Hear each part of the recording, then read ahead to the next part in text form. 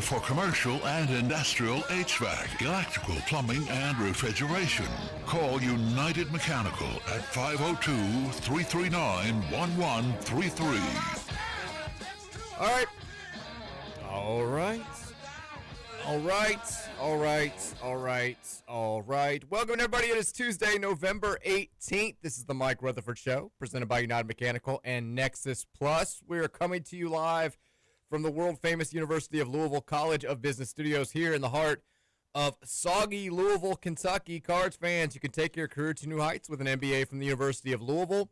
The full-time MBA is an innovative 12-month program that accelerates your career trajectory with convenient in-person evening classes.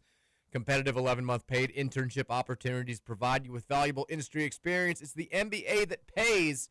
Get started today, and you could earn a degree in just 1 year. The first step is visiting business.louisville.edu. We are on the air today from 2:32 until 5:30 here on 1450 AM, 96.1 FM, streaming across the land, including on the Big X Sports Radio YouTube account, airing live on WBNA Channel 21. You know us better as the Big X. It's Mike Rutherford, Roman Kelly in the house, producer Matt Childress also in the house today. Finally back after eventful 4 days for myself. We'll get into that momentarily. Certainly an eventful 4 days for the U of L athletic program. Good on a number of fronts. Basketball, good.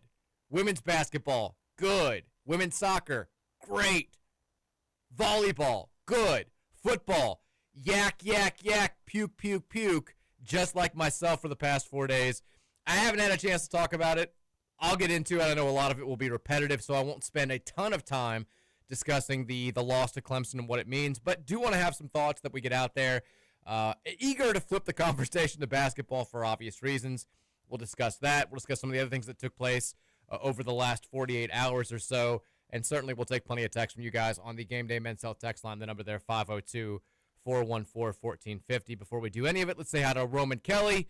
You've been hearing him. He filled in yesterday beautifully, I'm sure. I didn't get a chance to listen to the show. I'm sorry. But you hear him on Running with Roman every day. You'll hear him on the Ticket Punchers again today from 5:30 to 6. Roman, how we doing, buddy? Doing pretty good. I'm doing pretty well. I feel like show went all right yesterday, filling in. I don't know how entertaining it was, but it was pretty smooth. We had producer Keith on, Haven Harrington on, Matt Childress, and, of course, Will Wigington and myself. And it was great. But outside of that, shifting the page to college basketball a bit, and my focus there away from college football, even away more than just Louisville. It just not when your team's not really in the running for the playoff anymore. It kind of makes it all a little bit less. There's still a path, Roman. There's still a path. There's a 7-way 5-3 tie we can still get into. I'll lay it all. No, I'm not going to do it. There is. I don't know if there is anymore. But I'm really excited about what's to come for basketball, and I'm glad to have you back. Producer Matt here as well, filling in. He helped fill in yesterday, doing his damn thing on the Big X every single day. You know him, you love him, you hear him right here on 1450 and 96.1. Matt, how are you? I'm great. Talked to Roman a little bit ago about the weather just gets me in a horrible mood. If I walk out of my house and not only is it cold, but it's raining and there's no sunlight, I just feel like all of the depression that could have been building up all year hits me all at once, and I'm just dead to rights. The whole day is over. I might as well go back to sleep. But you pick yourself up, you come in here, and you have a good time talking about sports, and we're living the dream. We're living the dream. Me and Roman got into some wonderful bidet talk yesterday. That was fun. What's up with the text line up? Bidets? I mean, the one thing that gets this show going, the text line going, is just bidet talk. For whatever reason, the listeners, this is like the third time it's happened where you get people on bidets, they start just losing their minds. But some people have the classic Jordan LeBron. If you're just in a pinch, in case of emergency, break glass, Jordan LeBron discussion. For us, it's like, I don't like bidets. And then people just lose their mind. That and YouTube TV. I had no idea about the whole Mike Rutherford show and Roman Kelly. We've gotten into it. It just kind of came up yesterday, and then, the whole text line blew up off it. It was a good 20-minute segment, honestly, about Roman's take on bidets. Roman and I, neither one of us trust bidets. And the listenership, for the most part, is very pro bidet. And they've got way more info on bidets than I ever could have imagined. So we're not going to do that again today. Bidet talk is that's June, July. I'm sure we'll get back there momentarily. But big thanks to you guys for filling in, holding down the fort yesterday. For the most part, stuff had passed yesterday. It was just kind of exhaustion. I'm still not near 100%. This was the weird, not even weird. This sucked. This was without question the worst weekend your boy has had in 2025. It was awful. One of the worst weekends I've ever had. And you mentioned the weather, beautiful. I didn't get to enjoy any of the good weather this week. And I had stepped outside today for the first time since I think last Friday. And of course, it's back to being cold and rainy, which is terrible. So, Friday during the show, I don't know if anybody caught. I had to run out a couple of times during the breaks, and stomach stuff was happening, and that was bad. But it was I don't want to say normal because I typically don't have to. I'm not about to crap my pants on the show on a daily basis. But it was I could wait to the break, but it had to happen during the break, and I was I don't know if I ate something bad, but it was okay. It was manageable. I get home and Mary's hey, I'm kind of feeling nauseous. I'm feeling weird. Mary she was going to take the kids to the Festival of Trees and Lights at the Slugger Field. We went last year. It was great. Had a good time. Nice way to kick off the very, very early Christmas season if you want to. But she was taking them, and she was like, I couldn't go, obviously, because we had the game. But I was starting to not feel good. I was like, maybe I'll take a bath. I was like, I just need to I need to reset. I need to get ready. Big weekend ahead. It's bad when you're a grown man. You're like, maybe a bath is what I need. I used to be a big bath guy, but our new house, we only have the kids' bath. We only have a shower in the master bedroom. So I don't want to bathe where the kids are doing God knows what in that bath. So this time I was like, I'll clean the bath out. I was like, I need something I feel like crap. I was like, this is terrible. And it does not help. If anything, makes it worse. Game time is approaching, and right as the game's about to start, that's when it's all right, this is not, this is getting worse on both fronts. And during the entirety of the game, it was just bathroom. I'm not going to get too graphic, but it was both. I've never vomited so just aggressively and had no control over it whatsoever. And it was both ends a ton. It's a lot if I'm not fully focused. I have to be almost dying to not be fully locked into a Louisville game. And I'm slipping in and out of consciousness during this game. The first drive of the second half, I'm kind of hearing it as I'm heaving on the toilet that good things are happening. They're going crazy about Kiwan. I missed the whole drive because I was in the bathroom. And then when I'm in bed, I'm I feel like I'm on the verge of death anyway. So I'm halfway watching the game. And then I think, the offensive performance is also not making me feel any better. I think I'm also throwing up because of that. So it was terrible. And then, Mary's downstairs watching the end of the game. I've got a million texts that I'm just not responding to. I'm not tweeting during the game. I'm not looking at anything during the game. I've never had a worse game viewing experience. And then I'm the least you can do is win for me.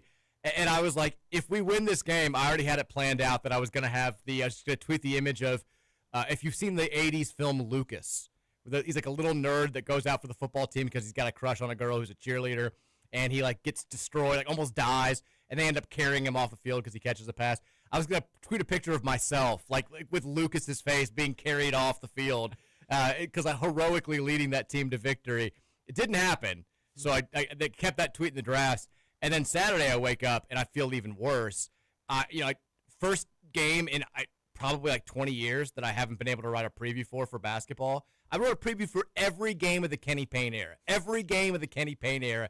And I was I don't have it in me. I can't. I was I can't do anything besides just lie in bed and try to focus on not dying. It was terrible. I fell asleep before the end of the Louisville, Ohio basketball game because I just could not stay awake. And then poor John, my son, he gets sick on Saturday. He throws up a couple of times. So then it's just us sick kids in bed, sleeping the entire day away. He ends up feeling better on Sunday. I still am kind of laid up on Sunday. Start to feel somewhat like myself Sunday night again, which was great. And then yesterday, just pure exhaustion.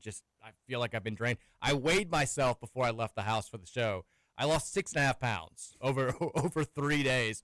It was terrible. It was as bad as it could possibly be. I have not had a weekend like that in a long, long time. And, it's also, you've got work stuff going. It was a big weekend for college basketball. There was a lot of stuff that I was supposed to do there for SB Nation. Obviously, the Louisville stuff.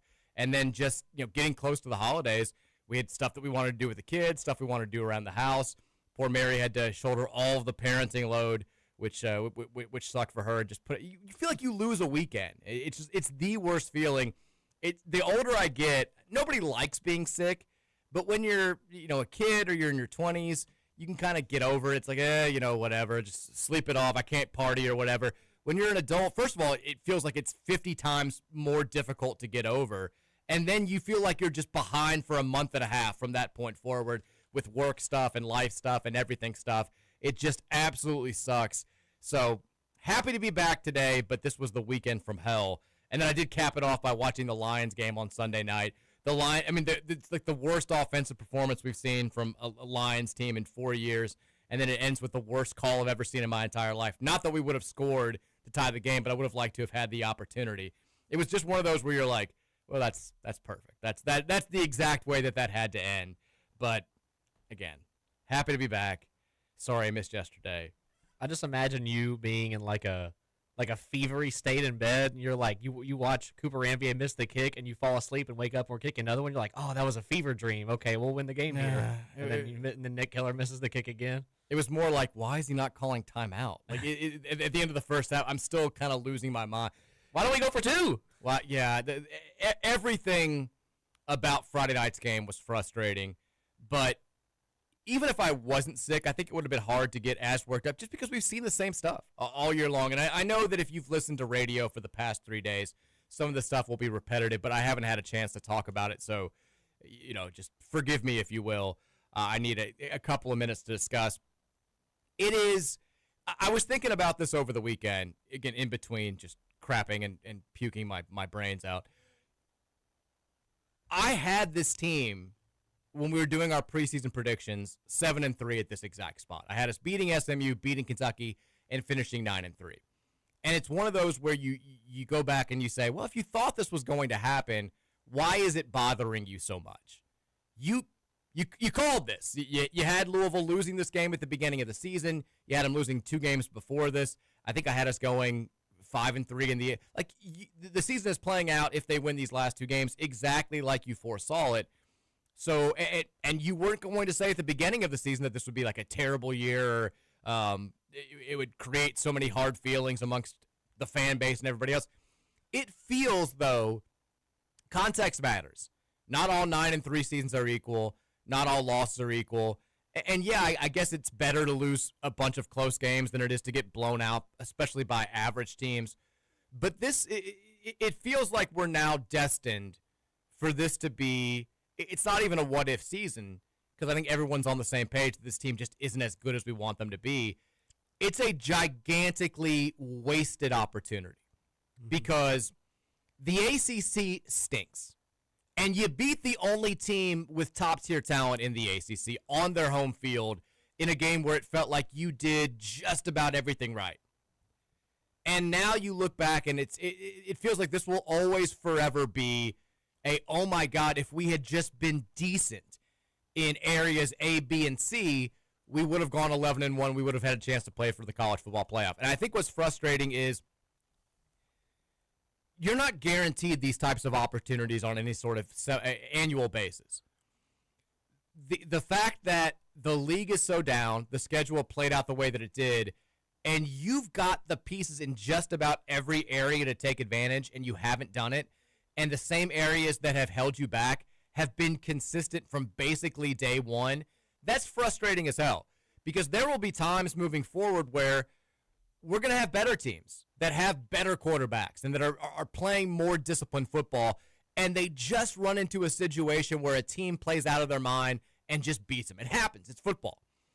And you're going to look back and say, God, if we had taken advantage of the opportunities where teams didn't play that well and teams didn't have talent to stack up and just go head-to-head with us and knock us off, we could have, you can't squander opportunities where you have a pretty clear and easy path to an 11-1 type season because you don't know what's going to happen the next. I look at last year.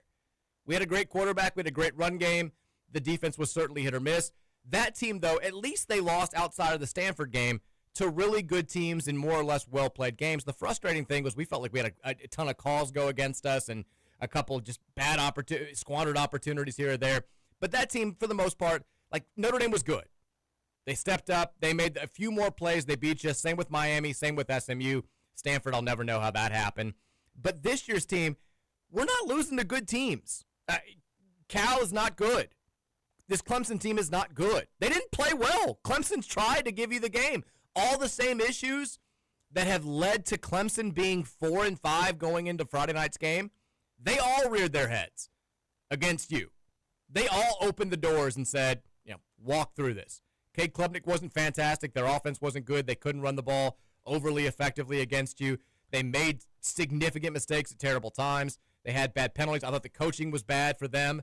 I thought our coaching was worse. Ran the ball right up the middle when they needed to, though. Sometimes. They scored 20 points, though. I'm talking about on the long Randall touchdown. That's just that was also untouched. It's just crazy. We seemed like we'd quit at that point because we were like, all right, well, the offense isn't going to do anything. Let's just go out there and lay down.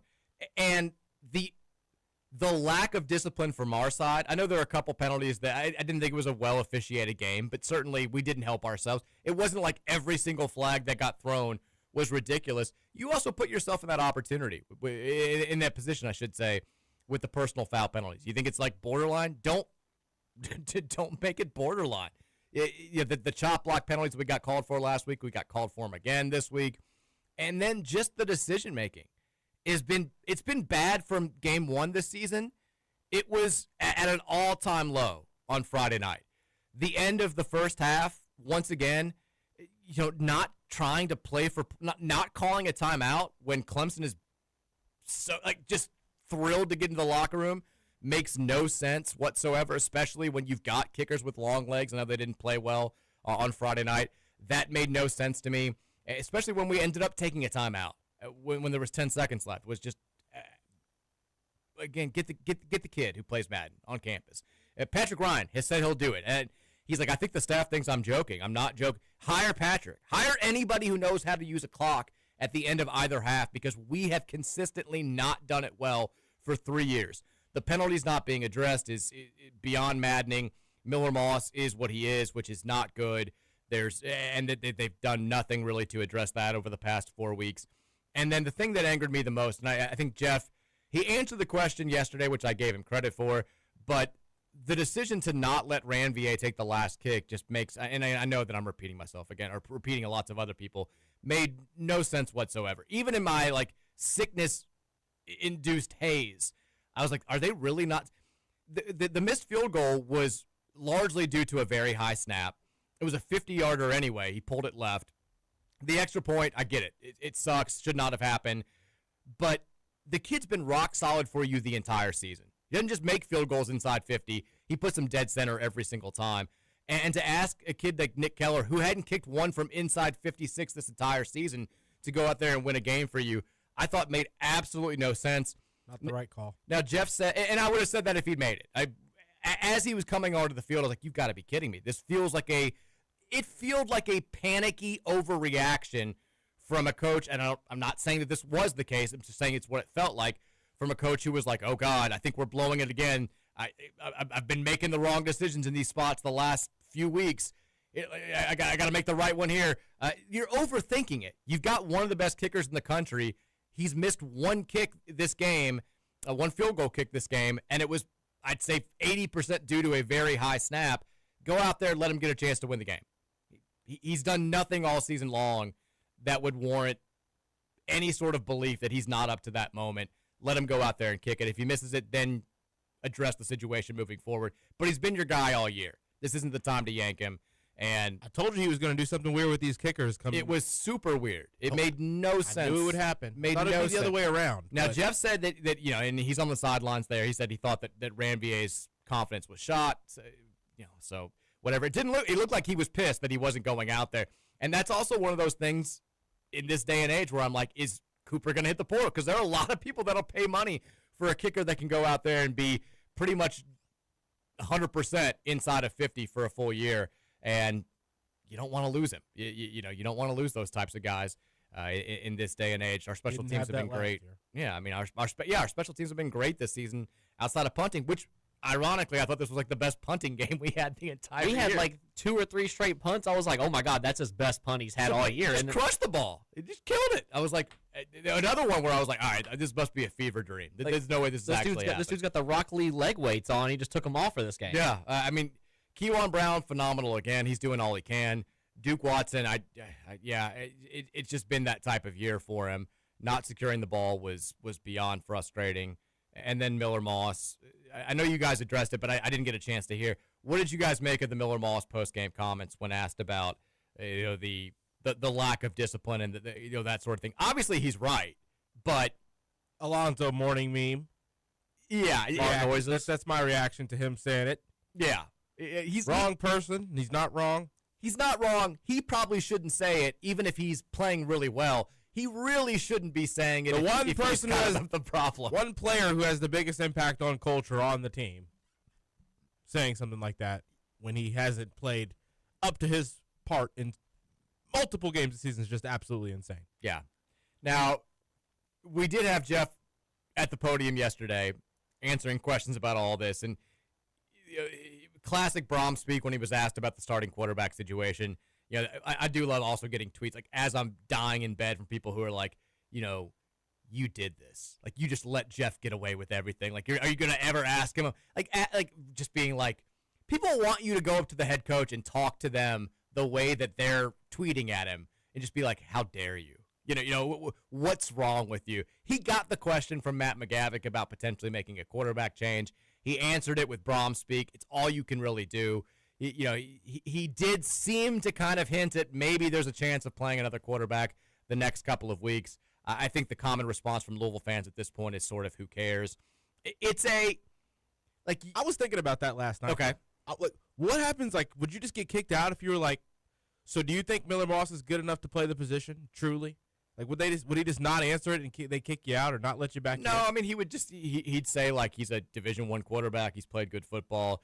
He hadn't been perfect this year. Like, that's what he would say. But people don't want you to even do that. People want you to be like, are you embarrassed that you're playing Miller Moss right now? And, how's he going to answer that? Like, of course. Like, what do you say to all the Louisville fans out there that are paying their money to watch? People want you to ask those types of questions, and the answer is always going to be the same type of thing. People, I think that, the fan base let's just say it. It's basketball season around here now. There's no question about it. We can lay it out there. You've got a top 6 basketball team now that's beaten Kentucky and has an exciting schedule out there in front of it. This football season, I will scream this to the death of me. If you go 9-3 at Louisville, still a good season. It's still a good season. Is it a squandered season? Yes. Both things can be true. This season will always and forever, regardless of if they go 7-5, 8-4, 9-3, be a gigantic wasted opportunity because it was there. It was all there. This league stinks. You had almost all the pieces you needed to. If you'd had a quarterback and you'd had better decision making, you could have easily gone 11-1, maybe even 12-0 this season, and had a chance to play in the playoff for the first time as a program. But if you go 9-3, you beat your rival at home for the first time since 2014. Let's not forget that that's a big thing. You can't say that it's not a good season when you're at a program that hasn't had all that many of those types of years historically.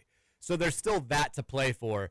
But in the playoff age, I mean, it's going to be awfully hard for, I think, the fan base, and I speak for myself as well, to get really up for this SMU game this weekend. If we're just calling it what it is, the season comes down to, like, now, can you beat Kentucky? Nobody cares about what bowl game you go to. They just don't. Maybe they'll travel, and people care about that. But as far as bowl game opponent, it just doesn't really matter anymore. We'll talk about the game. We'll watch the game. We'll react to the game. But nobody's going to be like, well, they won their bowl game. It's just, we won our bowl game last year. It was cool. It was fun. It was a nice day of celebration. But if we'd lost it, it really wouldn't have changed anything when all was said and done. The season now comes down to, can you beat Kentucky? Beating SMU would be nice. It's nice to win football games. But can you beat Kentucky? Can you avoid the collapse of all collapses and lose at a time when it seemed like your program was a rocket ship and Kentucky's was at its lowest point in a long time? If it ends up with them getting to what could they beat? If they beat Vandy this week, they could finish with the same record as we do. If they finish out, they could be 7-5. They could be 7-5 with a win over you, and you could be 7-5 with 4 straight losses to end the season. At that point, that's the disaster of all disasters, and I think we may need to ship the big dog back out east if that ends up happening. So there's still something to play for, but as far as the big picture stuff, it's basketball season. Let's just call it what it is. We'll go to break. When we come back, a few more thoughts from the weekend that was. We'll talk a little hoops as well. This is the Mike Rutherford Show. Back in the saddle here on a Monday on 1450 and 96.1 Big X Sports Radio.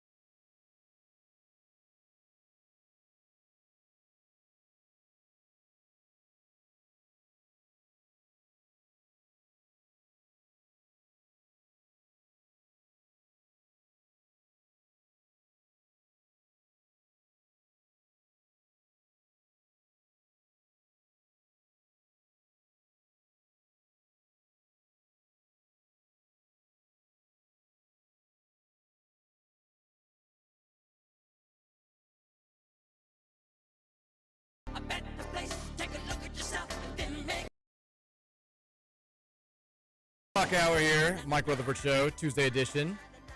Back here after the worst 3 days of my 2025. It's fine. We're going to be okay. We're moving on. We're turning the page. We are brought to you by our friends at United Mechanical and Nexus Plus. United Mechanical is your trusted partner for commercial and industrial HVAC, electrical, plumbing, and refrigeration services. Give them a call at 502-339-1133. One of the things that kind of sucked this weekend about John, thankfully, Mary and Virginia stayed healthy, but John, he was sick, so he was sleeping a bunch on Saturday and Sunday, and his time is all off. We kept him out of school yesterday, but so last night, I'm trying to get the kids down at the same time because, well, Mary tried initially, and then John's like wired. It's like his hours are all thrown off because he's been sleeping in and all this stuff. So I go in there to try to fill in because Mary's got stuff to do. And we put up both kids have little Christmas trees in their room. And both kids at this point, we're trying to get them down together in Virginia's room. And Virginia's tree's plugged in. John's big on decorations. He loves it.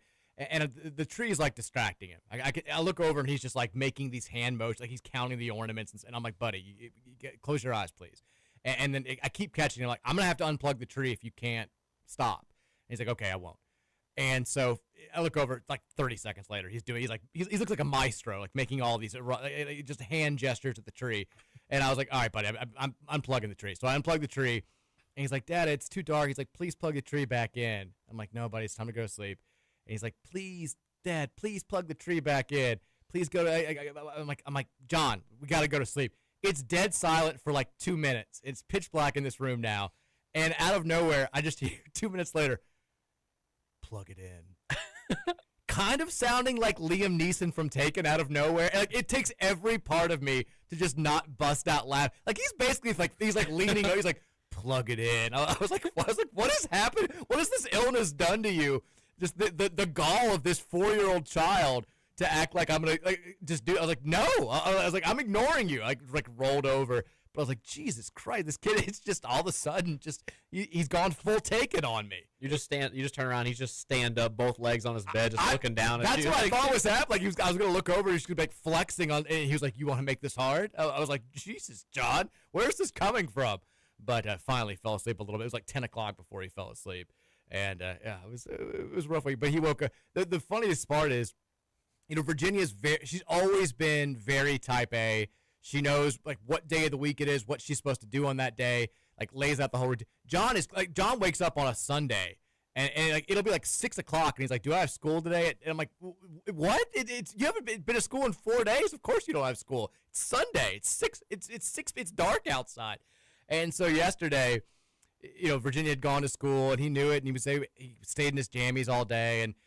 My mom, who's the director at his preschool, texted him, was like, tell John, like, we missed him today, and his buddy Gaines missed him, and his teachers missed him. I was like, hey, John. I was like, everybody said they missed you. And he goes, I had school today? I was like, Jesus, kid. Like, what are we the teachers he has this year, they had Virginia a couple of years ago, and they said the same thing. Like, we've never known two siblings that are more different than your two kids, but they're just, very special in very different ways. We're back here. Producer Matt in the house. Roman Kelly is in the house as always. A little basketball talk. We'll talk about the Ohio game in a second, but first, Louisville did officially today announce the signing of London Johnson, I can't believe they're doing this taboo G League guard that now everybody has done, who will join Louisville after spending the last 3 seasons playing in the G League. Averaged 8.3 points in 100 games in the G League, as well as 3.4 assists per game. Was a former big-time recruit coming out of high school who opted not to go the college route and has since seen his career stall out a little bit and now is going back to college. Here's Pat Kelsey's quote on the addition. It says, we're excited to welcome London Johnson to our Louisville family. London is a very talented point guard with size who also has the ability to play off the ball.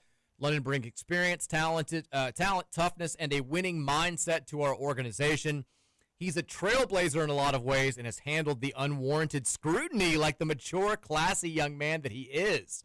In my opinion, he deserves an opportunity to play collegiate basketball like every other player within his 5-year window from high school.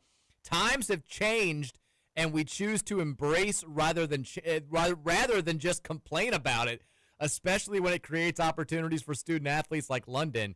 Like all of the players that are welcomed into our organization, his life is about to change for the better, which is what we do, and we can't wait to get him to campus to start the process.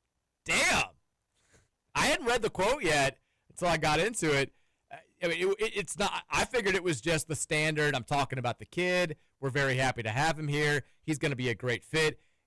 This is a direct shot at kind of the many critics out there that somehow seem to hone in on Louisville doing this and not Santa Clara, which was the first school to do it, and all the other schools that went after Johnson and the Abdullah kid who now is going to, where did he end up go? BYU? Yeah, BYU. So, I mean, and also Mississippi State, Houston was in on him. It's certainly not like we're the only ones who are doing it, but Kellen Sampson was recruiting one while he was recruiting. Talking about how stupid it was. While he's talking crap about us, I don't think he was aware that his staff was like, yeah, we're actually kind of in on maybe your next center next year.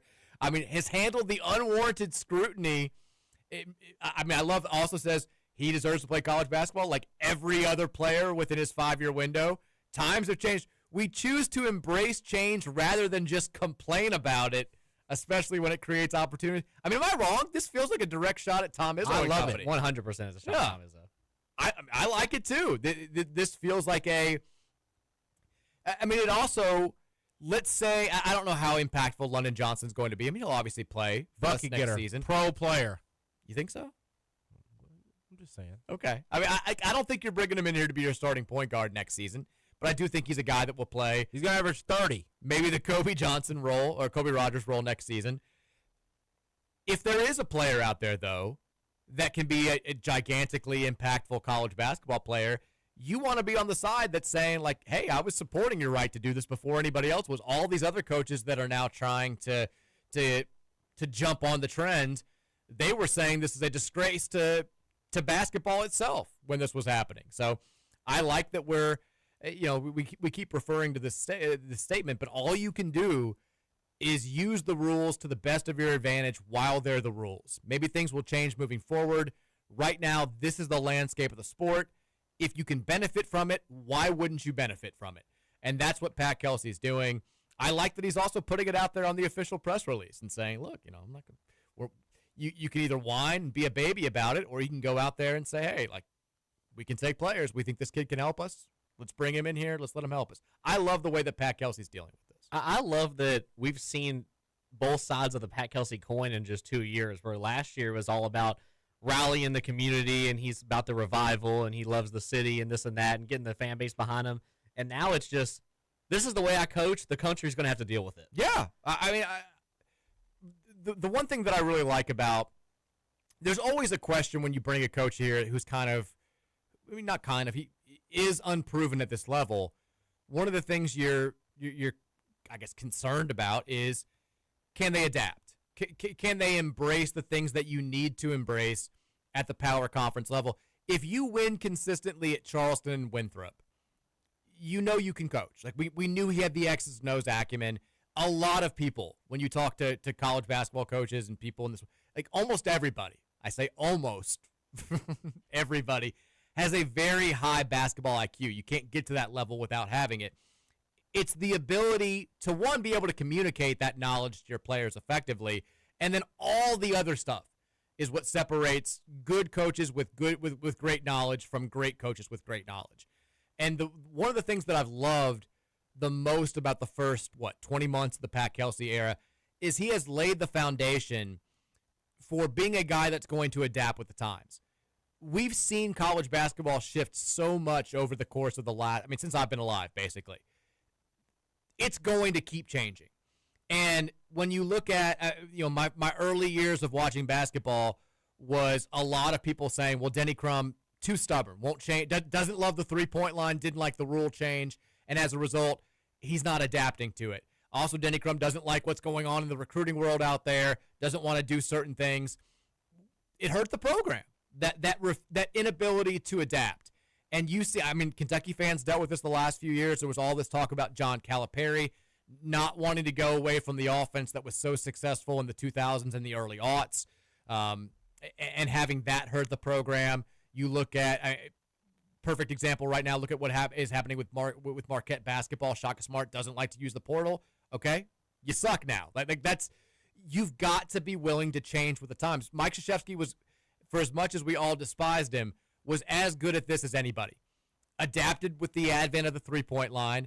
Was still getting guys to stick around for 3-4 seasons when everybody else was having one-and-dones. And then when it became apparent that he couldn't win without one-and-done type talent, started going out there and getting the one-and-done type talent. and then changed the way that he coached defense as a result because he had guys that were young and couldn't grasp the defensive concepts in 5 months.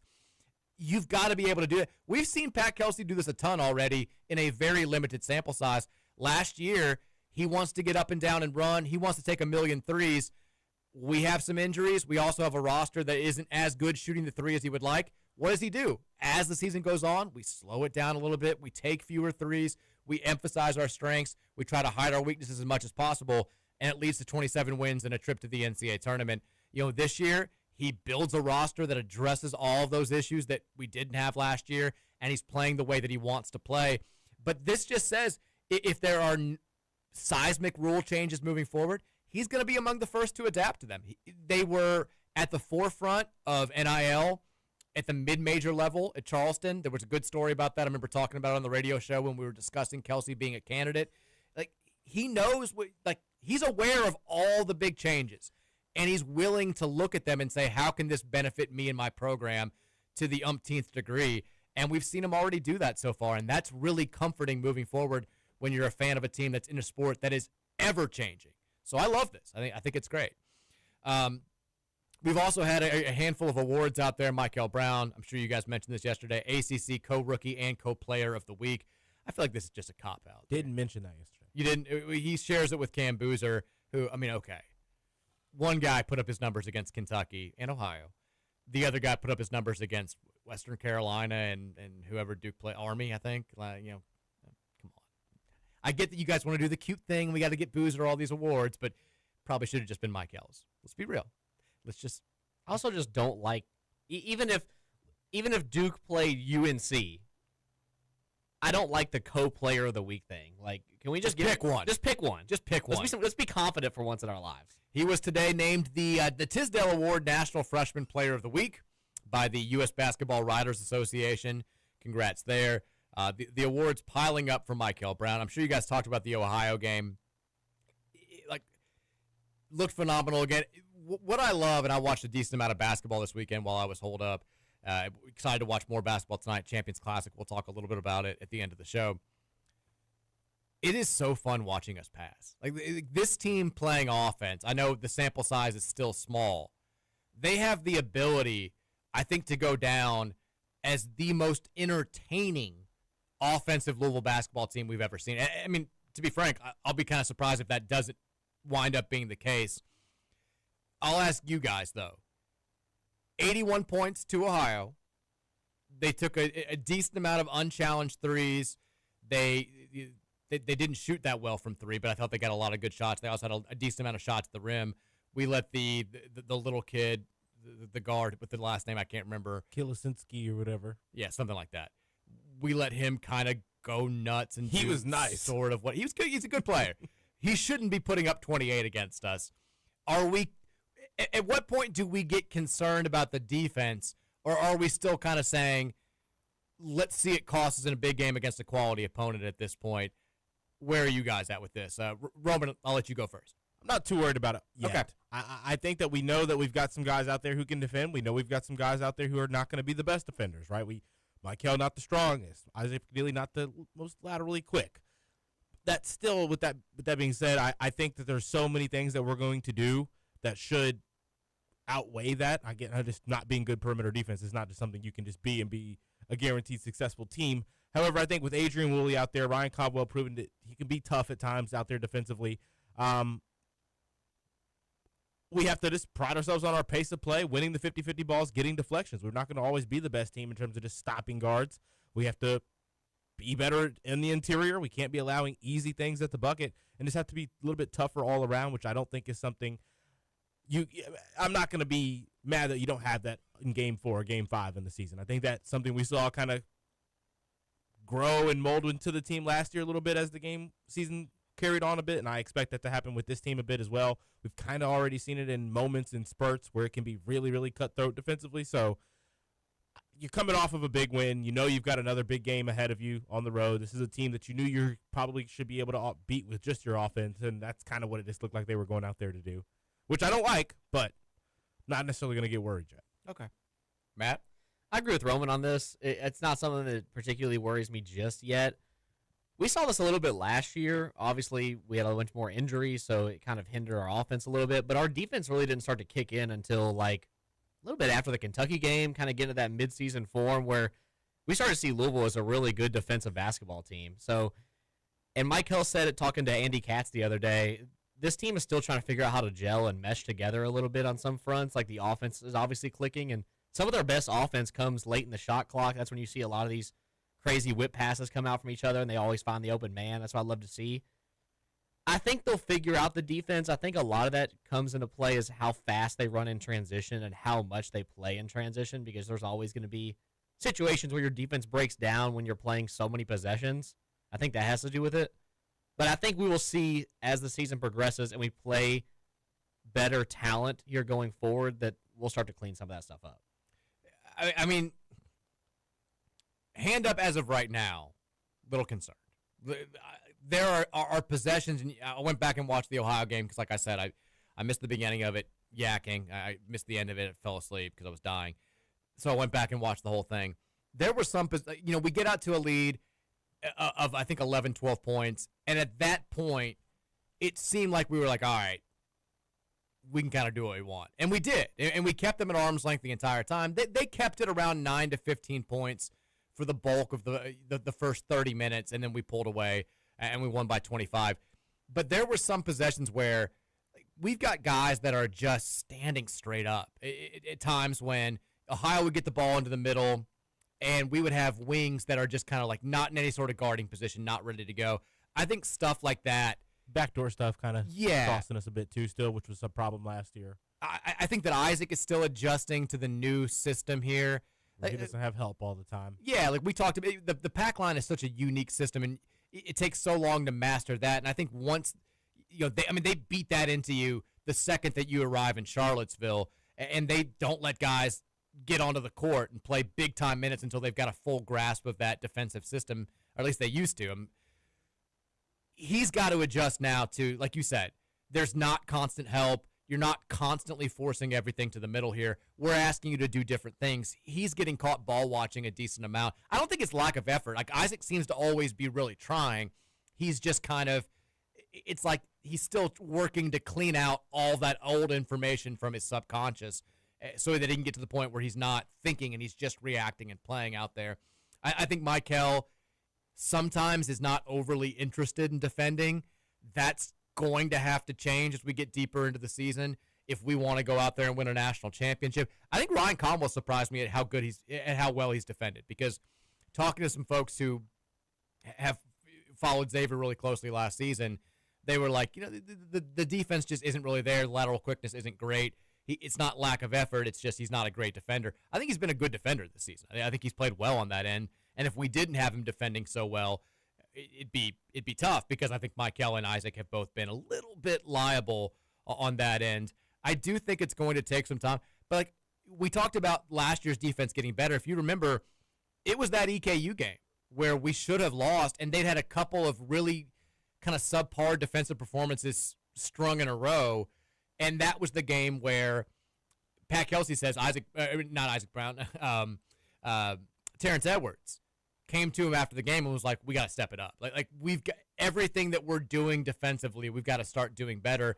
And he started to lose himself in scouting reports. He got with Chucky Hepburn, and every game they were going over stuff and texting the coaches about what they could do. You would hope with this group and having the leadership that we do and a lot of the maturity, it won't take a moment like that. But maybe it will. I mean, maybe it'll be one of these games. Cincinnati, if you go out there and you don't play that well on Friday and you kind of think that you can just go out there and go through the motions and win, I don't think Cincinnati's great. They're a team that can beat you, though, without question, if you just kind of go through it and you don't have a great shooting night. Kirk Reese can go nuts from the outside. He can win a game by himself at times. Baba Miller's a really good player. They've got dudes on that team that can beat you if you don't play the way that you need to be playing. And then next month, we've got obviously a string of games in a row. Arkansas will absolutely exploit you if you're not playing great defense. Indiana, we've seen how well they've shot the ball from the outside. By the way, Memphis stinks. We need to talk about that. Memphis stinks. They're the one team now that I'm like, Ole Miss beat them, and then UNLV and our boy Josh Pastner kind of took them to the woodshed. Same UNLV team, by the way, that lost to Montana the game before, who we also play next month. Is Montana the M team in December that we need to be more worried about Probably. than Memphis State? But we've got all those games in a row. One of those teams, I'm telling you right now, in December will absolutely light us up in a game where we don't have the firepower if we keep playing defense this way. And you hope it doesn't get to that. You hope that they kind of recognize that and adjust properly. But maybe we need it. Like maybe you want to learn that lesson in a win like we did last year with the EKU survival. But maybe it'll take something along those lines to get these guys playing well, because I think you can go to a Final Four with an offense-defense disparity like this. Alabama did it a couple of years ago in a year where their defense wasn't nearly as good as it had been the season before that. I don't think you can win a national championship with defense that is in the 50s, which is where ours is right now on Ken Palm. And I know that there's still some priors baked into Ken Palm's formula, but the advanced metrics don't love the way that we're playing defense right now. That's going to have to get better.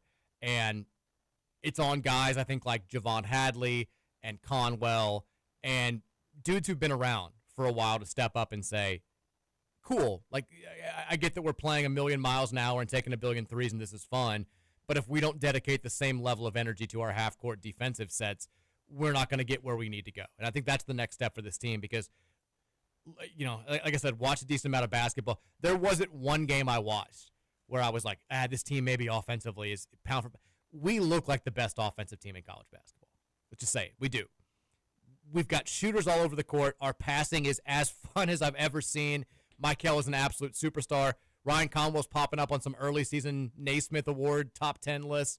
We've got, and with the inside guys playing as well as they've been playing, we've got everything that you could want offensively. The question is, can you get there defensively over the course of the next 5 months to be good enough on that end to cut down nets?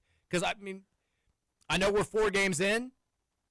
I kind of feel like that's part of the conversation now. It feels weird about a program that hasn't won a game in the NCAA tournament since 2017, but we're number 6 in the country. It's kind of where my mind goes to. You got to defend like number 6 in the country. You got to defend, but I mean, if we're talking about the goal now is not just what do we need to do to make the NCAA tournament, which is the way that we talked last season throughout the winter.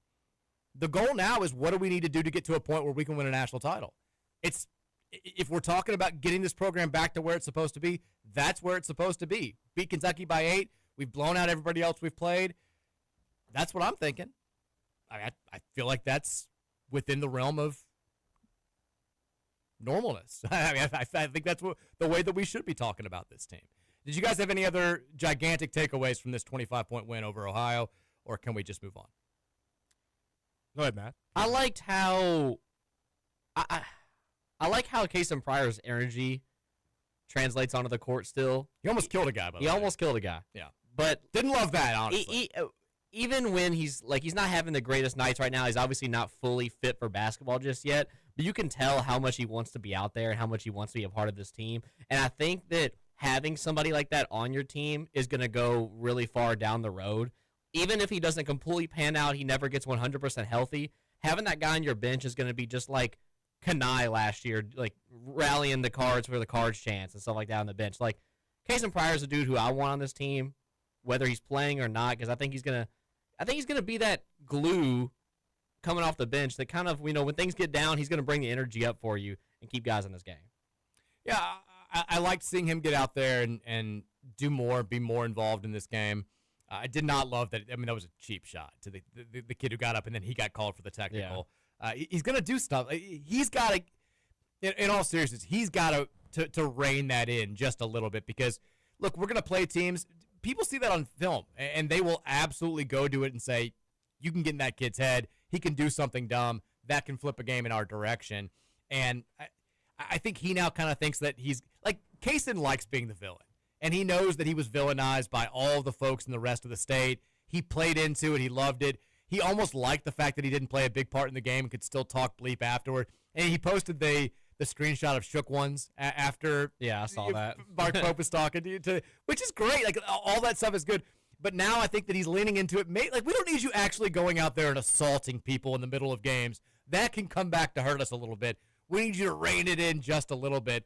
But he's clearly out there active. He's trying to make a difference. I do think he'll play a big role on this team, and it was nice to see him get out there and get some solid run against the Bobcats. I think you'll see him out there again a decent amount Friday night, which, by the way, I'm very the closer that we get to the Cincinnati game, the more excited I am to bring back this rivalry and talk bleep about the Bearcats, because this was the rivalry that defined my early years of following Louisville basketball almost as much as Kentucky did. Cincinnati was that villain. They were the bad guys. They were the ones who were the kings of Conference USA. They were recruiting criminal, all that stuff. Bob Huggins was the ultimate evil. And I'm excited to dive back into that. Obviously, we'll have more time for that on Thursday and Friday, but big one coming on Friday. Let's take a break. When we come back, your all's thoughts on the Game Day Men's Health text line at 502-414-1450. That's the number to weigh in. We'll get to your thoughts after the break. Keep it locked right here on the Big X.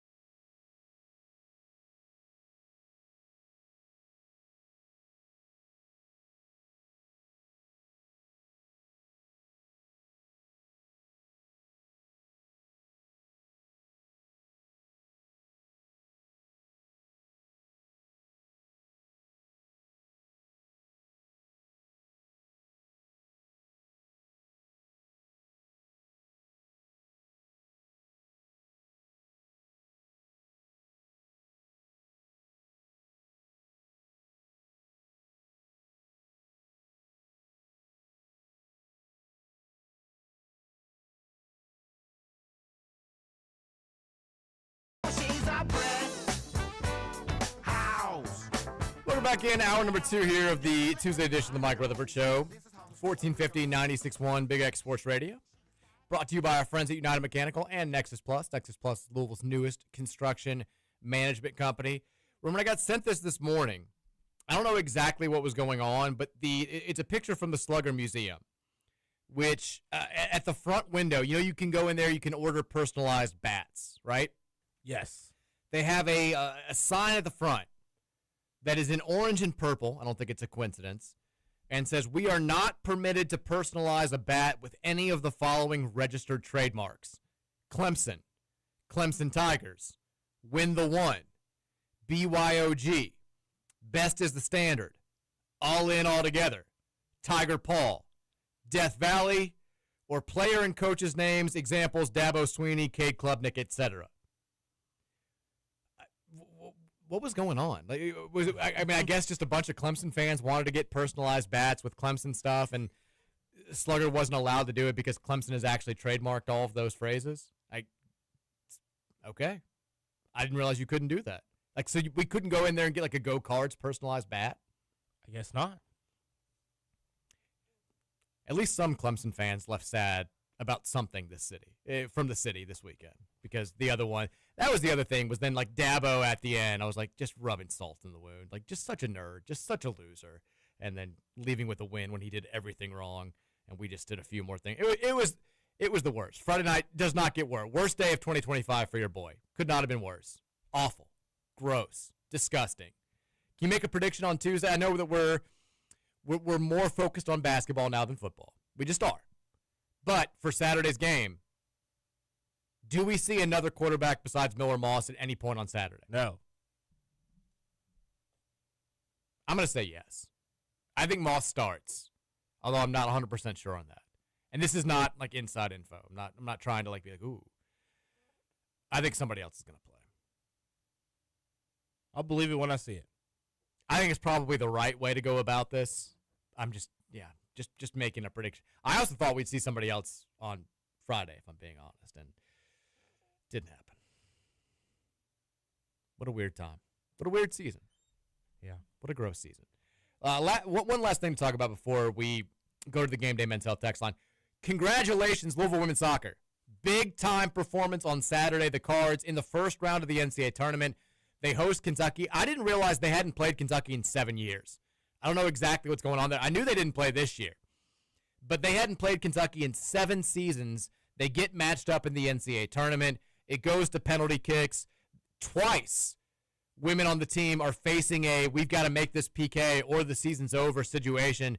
Both ladies net it, and then we end up walking it off, I think, in the 8th round of PKs. Cards move on to the 2nd round of the NCAA tournament for the first time since 2019. Shout out to Karen Ferguson, Days and Company. Look, we had the preseason call-out. You called him out. I was like, it's time for women's soccer to step it up. Everybody else is in great shape on the fall sports side of things. Women's soccer, it's time.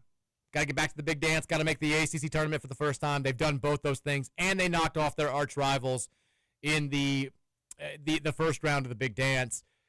Bad week to be a UK fan. Just saying. Playing U of L. That was awesome. I did get a chance to flip that on. I turned it on right after we'd scored the equalizing goal with like 10 minutes left. Watched the 2 overtime periods and then the PKs. That was very cool. Also, Pat Kelsey showing up. I mean, going straight from the win over Ohio to Lynn Stadium, bringing some of his players, bringing his son, watching the game. And then I was told when the PKs were going on, you know, the UK student section had set up right behind that goal where our student section typically is. Mm-hmm. And Pat Kelsey convinced all the students that were there. The men's soccer team was there. A lot of the volleyball players were there. He convinced them all to go down there and stand behind the goal as well on the other side of the Kentucky fans and to like make their presence felt during PKs. And then you saw all of them storm the field after they won. Very cool scene. Very cool to have a coach that gets it in that way. That was awesome. Props to KFD and the entire women's soccer program. Clutch. Off to Charlotte now, looking for another victory. Let's get it done. Let's keep the ride going. 502-414-1450 is the Game Day Men's Health text line. Reminder, Game Day Men's Health, redefining men's wellness with no shortcuts, just results. Go to GameDayMen'sHealth.com if you have needs in the areas of weight loss, sexual performance therapy, peptides, and so much more. GameDayMen'sHealth.com. Here we go. Texture says, this is Roman Hader. Welcome back from your quarterly illness, Mike. I haven't been sick in a while. Obviously the first couple of years on the show, I was dealing with a lot, had to take a lot of breaks. This is the first time I've had like a true sick day in, probably like a year and a half? It's been a while. I've had some days off, but not due to illness. I'd like to shout out the texter early in the year who said this was going to be the most boring offense of the Brom era. They know ball. oh, wait, that was me. Football is dead to me. It's basketball season. I mean, definitely the most boring offense, right? Yeah, It's more boring than 2023. definitely.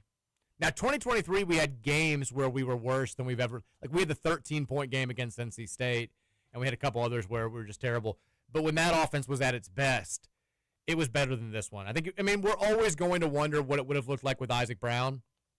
I think even at its operating at its highest capacity, this offense was always going to be not quite as explosive as not nearly as explosive as we were hoping it was going to be before the start of the year, just because of the quarterback position. And partially the offensive line, the pass blocking has not been good either. But with Isaac, I think it could have been good enough. I mean, Isaac takes some of those runs to the house on Friday. Yeah. He's a difference maker. He is, I mean, when you don't have arguably the best running back in college football, it's going to make a difference. And I'm not making excuses. I'm just saying what it is. Not having him healthy really at any point this season or fully in whatever it is has hurt. There's no question about it. I think another thing that sucks about the season, and I think the reason the fan base is reacting to this maybe more viscerally than they would if it were just a run-of-the-mill 7-3 season. I think everybody sees, like, we got a lot to replace for next year. You know, there's not a ton to point to and say, I think we're going to be markedly better because of A, B, and C next season. Receivers, defensive line. I mean, running back, the offensive line. I mean, everywhere. I guess we all want to say it'll be better next year because we'll have a different quarterback. One, we got to know who that quarterback is. None of us at this point still know if Deuce Adams is good enough. None of us know if any quarterback on the roster is good enough to take the reins, or if we're going to be able to go out there and get a transfer portal quarterback who can be a big-time difference maker. And if you're shelling out that type of money for that type of player at that position, what do you have left over to go out there and get a big-time receiver for him to throw to? Because Bell's gone, Lacey's gone. We've seen. I think you can expect to lose some of the other receivers on the roster just because that's the nature of the beast. We are going to lose the bulk of our offensive line. I think it's reasonable to believe that you're going to lose at least 2 of your 3 main running backs next season. The defense is graduating a lot of guys. If you want to bring Clev Lubin back, you're going to have to shell out a lot of money. If you want to bring Stanquan Clark back, you're going to have to shell out a lot of money. It's, there's going to be a lot of holes to be filled. And I don't know if we have the guys on the 2 deep right now that are ready to step up and be adequate replacements next year, which means another big portal haul. And it's getting tougher and tougher to do. Riddler says, bench Miller Moss. Jeff, you can kiss that extension goodbye. Cutter's going to carve you up. I'm getting increasingly worried about Cutter carving us up. A little bit. I mean, can we admit we're a little worried about the Kentucky game now? I mean, if our defense is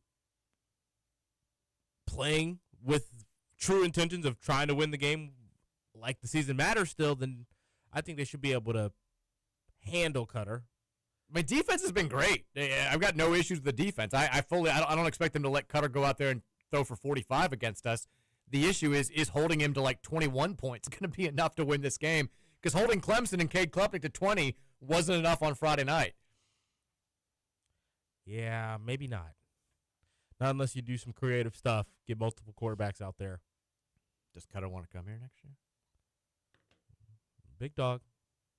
I mean, big dog, you kind of got to do something here, buddy, because, look, we had our tight end that was committed since the summer, got offered by Ohio State on Sunday. He flipped to Ohio State yesterday.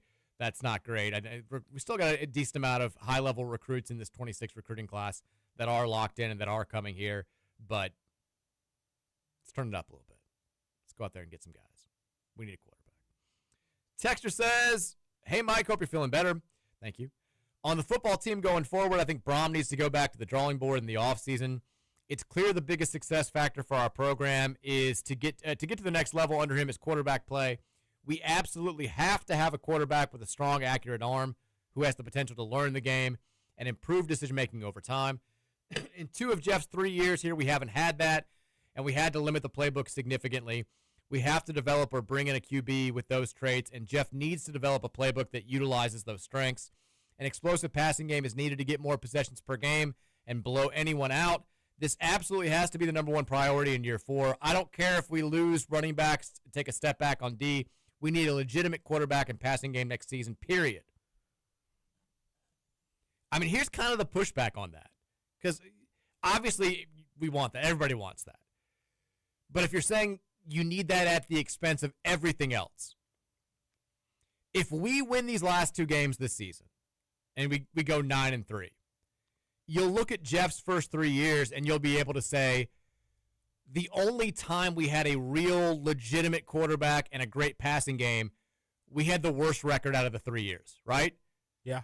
10-2 with Jack Plummer, 9-3 with Miller Moss, and 8-4 with Tyler Shuck. Most potential for your season came with a good defense.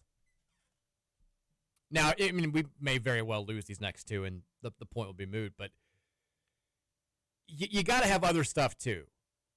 And that's the trouble with trying to look at the roster for next season at a place like Louisville. We don't have infinite money. We don't.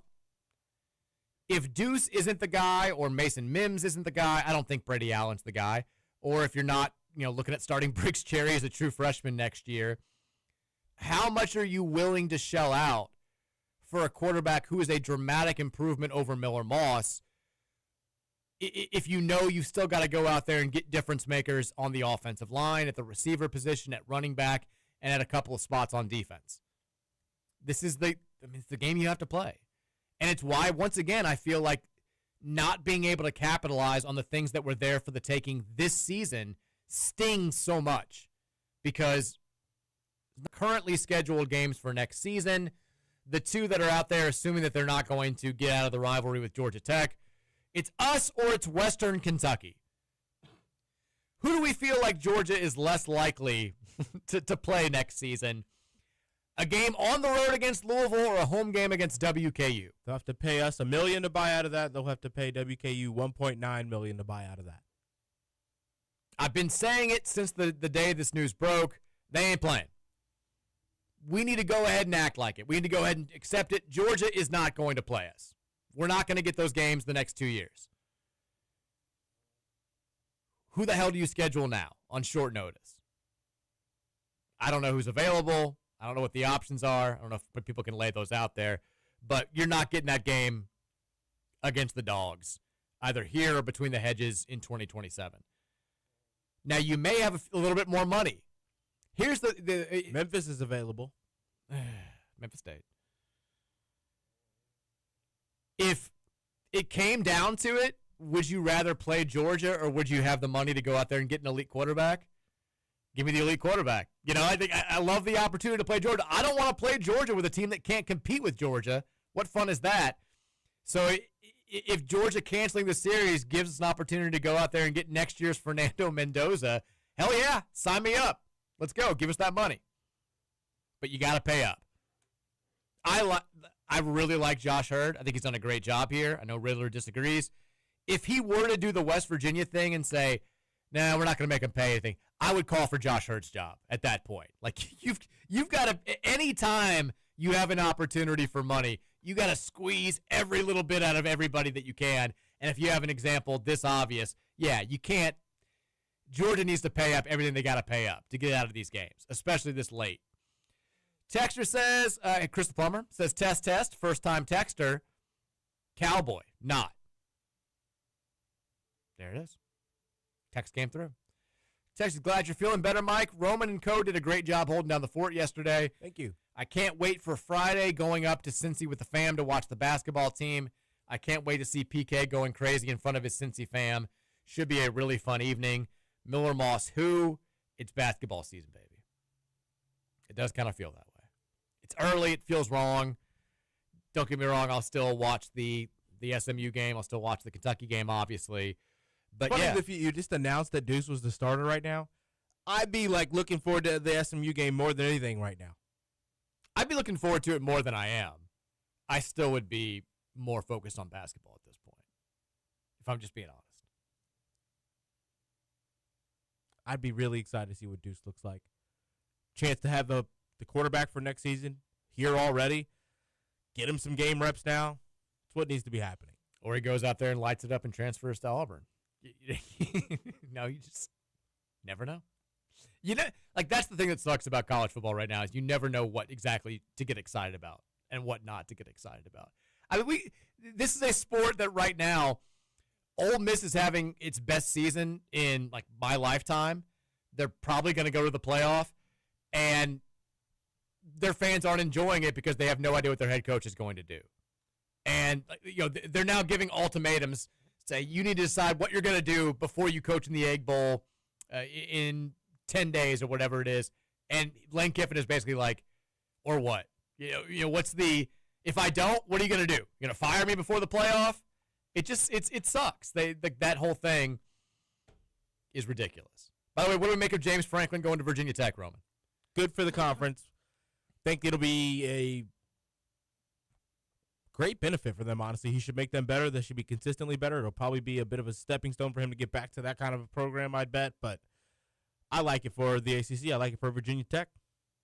I did love seeing Arkansas fans be like, I can't believe he would choose a middle-of-the-pack program in a middle-of-the-pack conference over us. I'm like, what have you done to say that you're more prestigious than Virginia Tech ever? What has Arkansas football ever accomplished? Get out of my face. Stop it. I do think it's a good hire for VT. I do think it's a good hire for the ACC. It's in years where we play them, we better be good because we know James Franklin can't win big games. So if we're a whatever team in those years, probably up against VT. If we're really good and ranked somewhere in the top 15, probably going to beat VT. It's the way it goes. Big game, James. Texter says, extremely random, but Mike, did you know that Kobe Rogers' late father was the assistant GM for the Reds? No. Did not know this. I knew he obviously was from Cincinnati, had direct ties there. I haven't read the story in the CJ about him because I was sick all weekend, but I did see it. That's very cool. By the way, Bernie Stowe, officially in the Hall of Fame. Dan's grandpa, officially out there. His mom was officially tweeted on the Reds account yesterday, along with her two brothers up there who now are the equipment manager for the Reds. Very cool. Shout out to Bern. Reds maybe making some moves here, talking about it. I don't know. Probably nobody good. We'll see. Texas Tampa Card here. What's up, Tampa Card? I might change my texter name to Miss Cleo the Psychic. The bold predictions I sent you all at the beginning of the season were that we would lose a game before the Miami game. We did. That Miller Moss won't end the season as our starting quarterback. He won't. That Duke Watson and Isaac Brown won't be playing in our bowl game. They won't.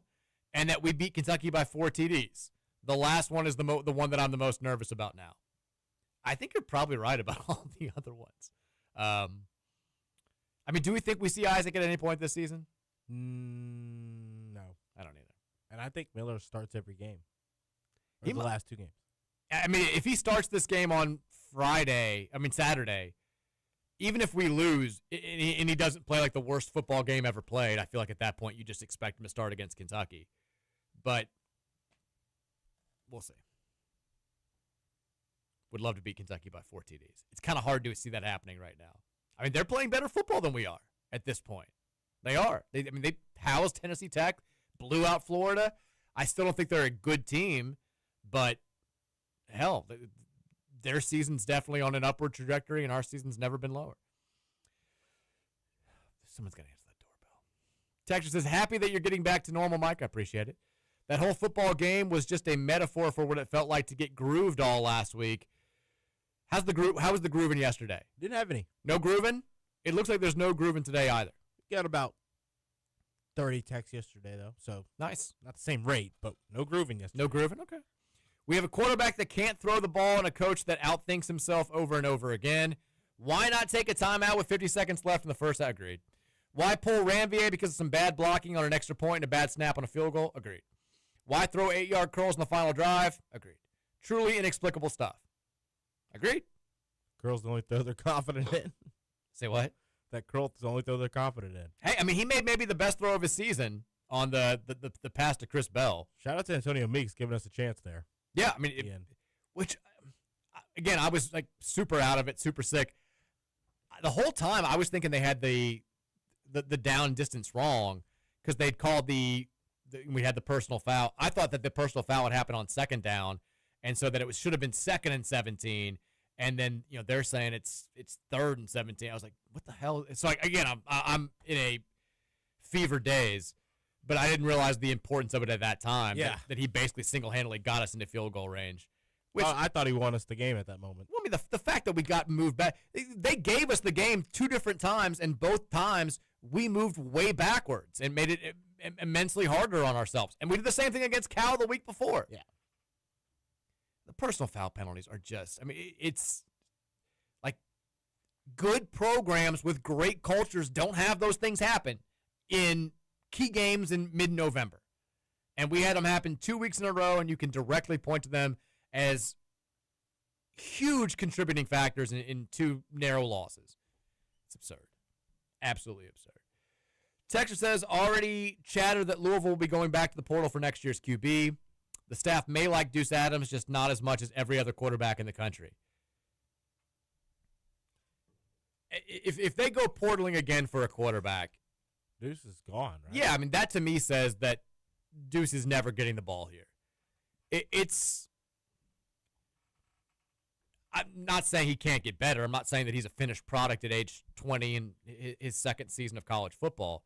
But if you've been in a program for, and I think he was an early enrollee, so essentially 3 full years by the time we get to next season, and they don't feel like you're ready to take the reins, to me, that's the cutoff point. Like that 3rd year is when it's make or break. It's I'm the guy now or I'm never going to be the guy. And if they're going out there in the portal, I don't think you're saying to Deuce Adams, hey, just 1 more year, that redshirt junior year is when you're really going to take off. I feel like that's them saying, maybe time to try somewhere else. I agree. Unless they're, trying to go out there and get a backup for him. Or they're hiding him. Or yeah. The quarterback situation's weird. No way around. STL Cody guy says, Lucas, the dark side of Hollywood. I have no idea what that's in reference to.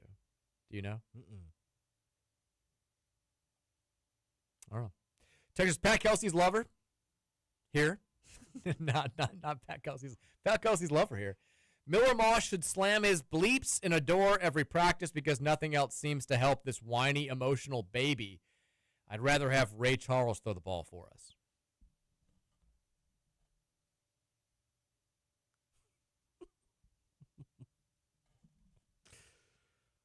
That's it.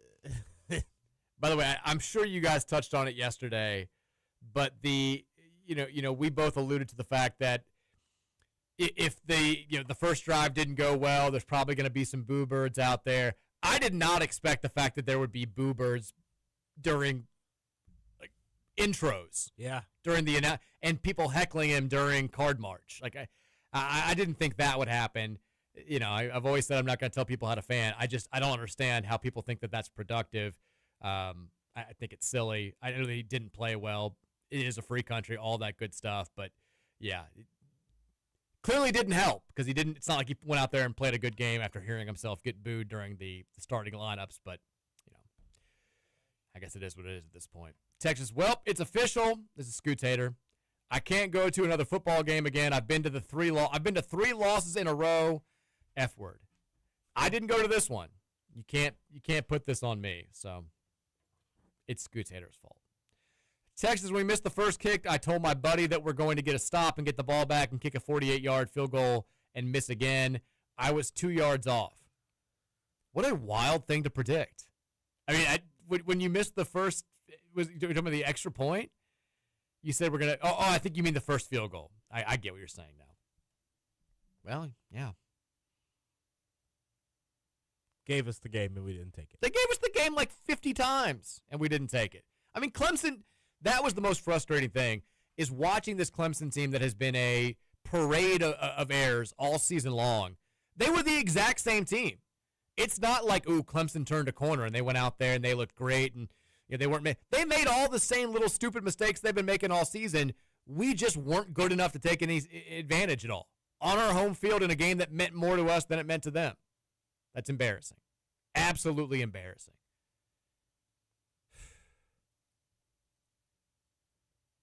It's basketball season. Thank God. Thank God. It's take a break. When we come back, more from you guys. Game Day Men's Health text lines 502-414-1450. It's the Mike Rutherford Show. It's presented by United Mechanical. It's live here on 1450 and 96.1. Big X.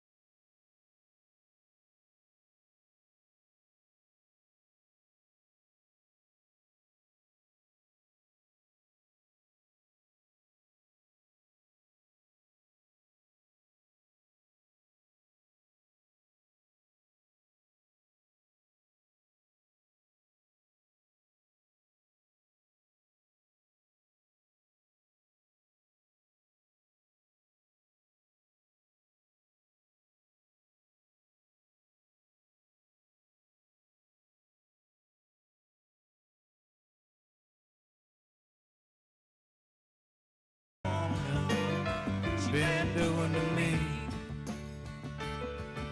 People singing about Miller Moss. Exactly what it is. Asking if he can What sing. Miller Moss says. See the defenders in front of you. It's the 4 o'clock hour of the Mike Rutherford Show, presented by United Mechanical, 1450, 96.1, Big X Sports Radio. Still licking our wounds with the football loss to Clemson, too. I mean, would this hurt less if at least one of those losses had been just, like 14 points, and not every opportunity for us to go out there and win? Like, all 3 losses, you feel like, this one may be less than the prior two, But the other two, you're like, we outplayed them. We had more yards. We did the more right, and just found a way to lose in overtime. This one, it felt like we were just giving the game back. Like, we didn't want to win. They didn't want to win. We didn't want to win. They didn't want to win. And then ultimately it came down to a missed extra point, which is probably how it should have come down to. And I feel like I would feel almost better about being 7-3 if one of the losses hadn't been just twist the knife, excruciating, less than 5-point type loss. Yeah, it'd feel a little bit better. It could be easier to stomach, knowing you had the platform to beat win both of those games. You outgained Clemson. You played a better game than Clemson for the most part. And when special teams hadn't really costed you all year, just tough. Dare I ask what your confidence level is for Saturday in Dallas? Well, I had a loss here. I had a 8-2 right at this point going into this game. I'm not very confident going into this game. I'm at about a 4. Okay. I think it's probably about where I am at this point, which is all. I mean, this is like, we're a transparent radio show. We're very honest here. This is also about as like maybe the least excited I've been for a game in the Brom era. Easily. For a variety. It feels like. We watching or not? Yeah, I mean, it feels like there's just a lack of motivation. I've got a thing. We have a daddy-daughter dance at my daughter's school on Saturday, and the game time finally came out, and they're like, it's a nooner, and Mary's like, oh, good, like, that you'll be able to watch. And I was like, yeah, I don't really care nearly as much as I did before. I was very concerned this was going to be we need to win this to either go to the ACC title game or have a shot to go to the ACC title game type situation, and I was going to be, watching the game on my phone and doing all this, and now I'm like, wouldn't have hated it if it was 7:30. It's would have been just fine. By the way, the Kentucky game also a nooner. We found that out yesterday. ACC Network. That was the most obvious thing of all time, unless the game has gigantic implications, and it's typically going to be for us. I think we're usually the more. Let's get these guys off TV early. Yeah, I mean, we're usually the team that has a better chance of being in our conference title race. That's, I was going to say no disrespect to them, but it is kind of disrespect to them. But also credit to the SEC, I guess. But in situations where neither team has a lot to play for nationally, and it's going to be on the ACC network, it's going to be noon. And I don't think you're going to draw too many eyeballs away from Ohio State, Michigan at that time slot on the Saturday after Thanksgiving. But it matters to us, damn it. Let's go out there. We still have a chance to sweep them, okay? We still have we have not swept them in men's basketball or football in a long time. It's still going to mean something. That's what this game this weekend is as much about to me as anything else, is just trying to dredge up some motivation and some momentum going into the Kentucky game. Because if we're being real, that's the only game that really matters left this season. SMU doesn't change your season dramatically. The bowl game, if we're being honest, doesn't change your season dramatically. Losing or winning against Kentucky absolutely changes your season dramatically. That's the one that we need to have. Obviously, does it? I think so.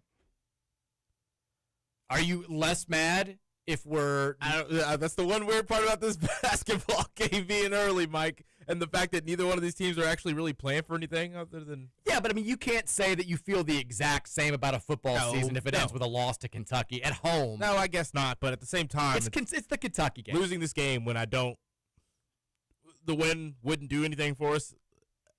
Like, outside of the rivalry aspect as fans. But the rivalry aspect of fans is a huge deal. It is, but when both teams are bad, it doesn't matter. I mean, if both teams are 1-10 going into this game, basketball is important, way more important, and we've got our win there.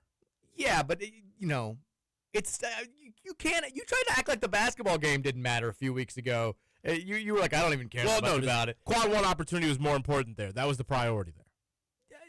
I mean, come on. This is the rivalry. It comes up on this show every single day, every single year. You can't act like losing or winning the football game doesn't matter. It absolutely matters. It matters to both fans. We got little Howard here rocking the U of L hat. He's going to have to put on his UK stuff if they win that game for another full year. Maybe I'm coping early. Maybe that's what it is. Maybe that's what it is. I don't know what's going on with you. You guys better beat Miller, boss.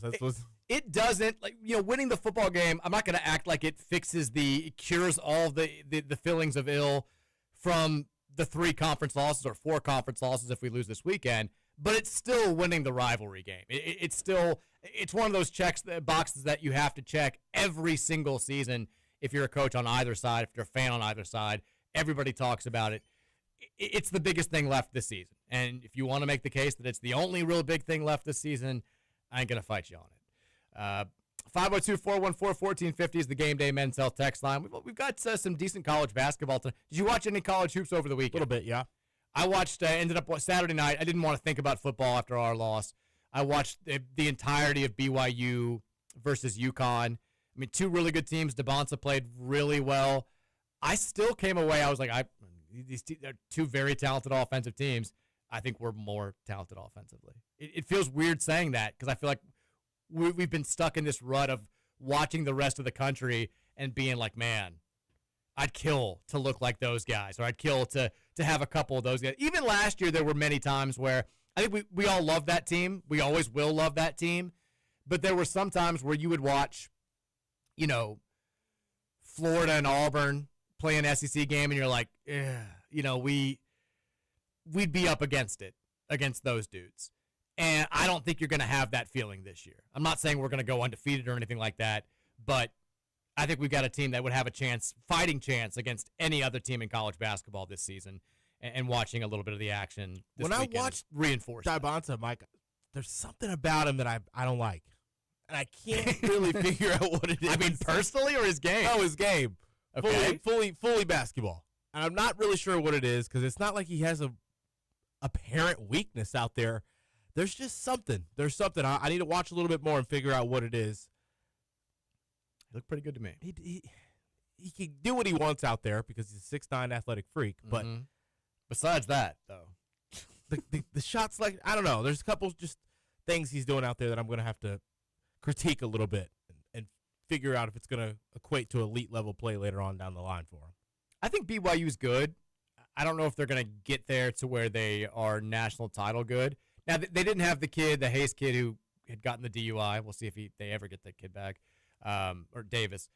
They also didn't have Keita, who's their big kind of enforcer, their big screen setter. He got hurt in the second half, so they weren't at full strength. But they were. I know it was a 2-point game. They had a chance late to tie it up, and Wright lost the ball. But they were behind. It was one of those games where they were behind like 15 for most of the way, and UConn looked pretty superior.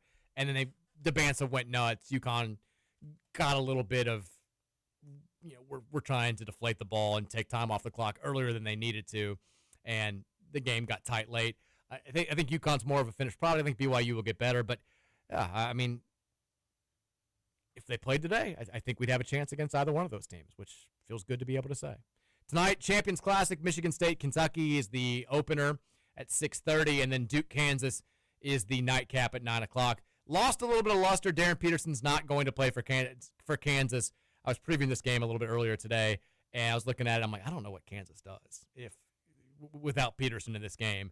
Could get ugly. Kind of feel like Duke runs them off. I mean, Duke's a 10.5-point favorite. I'm still excited to see, though. I'm excited to watch, but, they got pushed, Kansas did, by Princeton on Saturday, and they ended up, it was like a 2-point game with 15 minutes or so to go, and they ended up just being like, all right, well, we've got a big dude in Flory Badunga.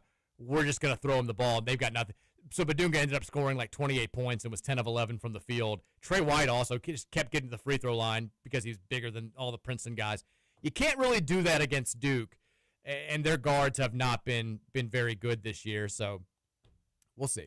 I think that Duke's got it. What do you think about Kentucky Michigan State tonight? No Jalen Lowe for UK. That's official now. Yeah. Should still be a good game. I'm not a big believer in this Michigan State team. I was not high on them coming into the season. I know much higher on them last year than this year. Yeah, I know they beat Arkansas. Their shooting, I knew their shooting had been bad. I didn't realize how bad until this morning. They're shooting 21.7% from three, which is 352nd in the country. They've not looked very good in their. They beat, I think, San Jose State and somebody else, another bye game. They didn't look overly good in either one of those games. Even the Arkansas game, they won ugly. They're going to have to gross this one up. Like they have to dominate the boards. They're going to have to be as physical with UK as we were. And then with UK, no Jalen Lowe. I think that affects your ability to play the way that you want to play. But this is the game where Otega Owe has to step up and be like, I'm the best player on the floor. He's the only guy on the floor that was supposed to be an All-American this season. and he hasn't played like it so far this year. I think Kentucky should win this game, but can we agree there's more pressure on them than there is on Michigan State? I think so. Like, this is that type of game where the fans don't love the way that Mark Pope handled the Louisville loss. There was a lot of people had a lot of things to say about the whole, like, something happened, but I'm not going to talk about it. And then he made a joke about it after and kind of made it worse over the weekend. People don't want to hear we don't have Jaden Quaidance or Jalen Lowe in a game like this. You've got a $22 million roster. There was all this talk about being the deepest team in college basketball and maybe the deepest team in Kentucky history. They're 4 on KenPom. Michigan State's 32 on KenPom. You should still go out there and handle business in a game like this. And I feel like if they lose this one, then we already talked about the honeymoon being over. Like, I'm not saying there are going to be people saying you need to fire Mark Pope, but a lot of people that had things to say when he was initially brought up as a candidate for this job, who then fell in love with him doing the Mark Pope stuff when he got the job, are going to be like, I told you, I had some issues with this. And then there's going to be a lot of pressure on him in those big games against Gonzaga and Carolina and Indiana when they get to December. They need this one tonight. Like, that's sort of Michigan State's, they got a lot of size too, though. It's not going to be an easy game for them. I mean, Cohen Carr will dunk on anybody. He's super exciting to watch. I mean, it'd be fun to watch him play tonight. The Kohler kid is like 6'9", 6'10".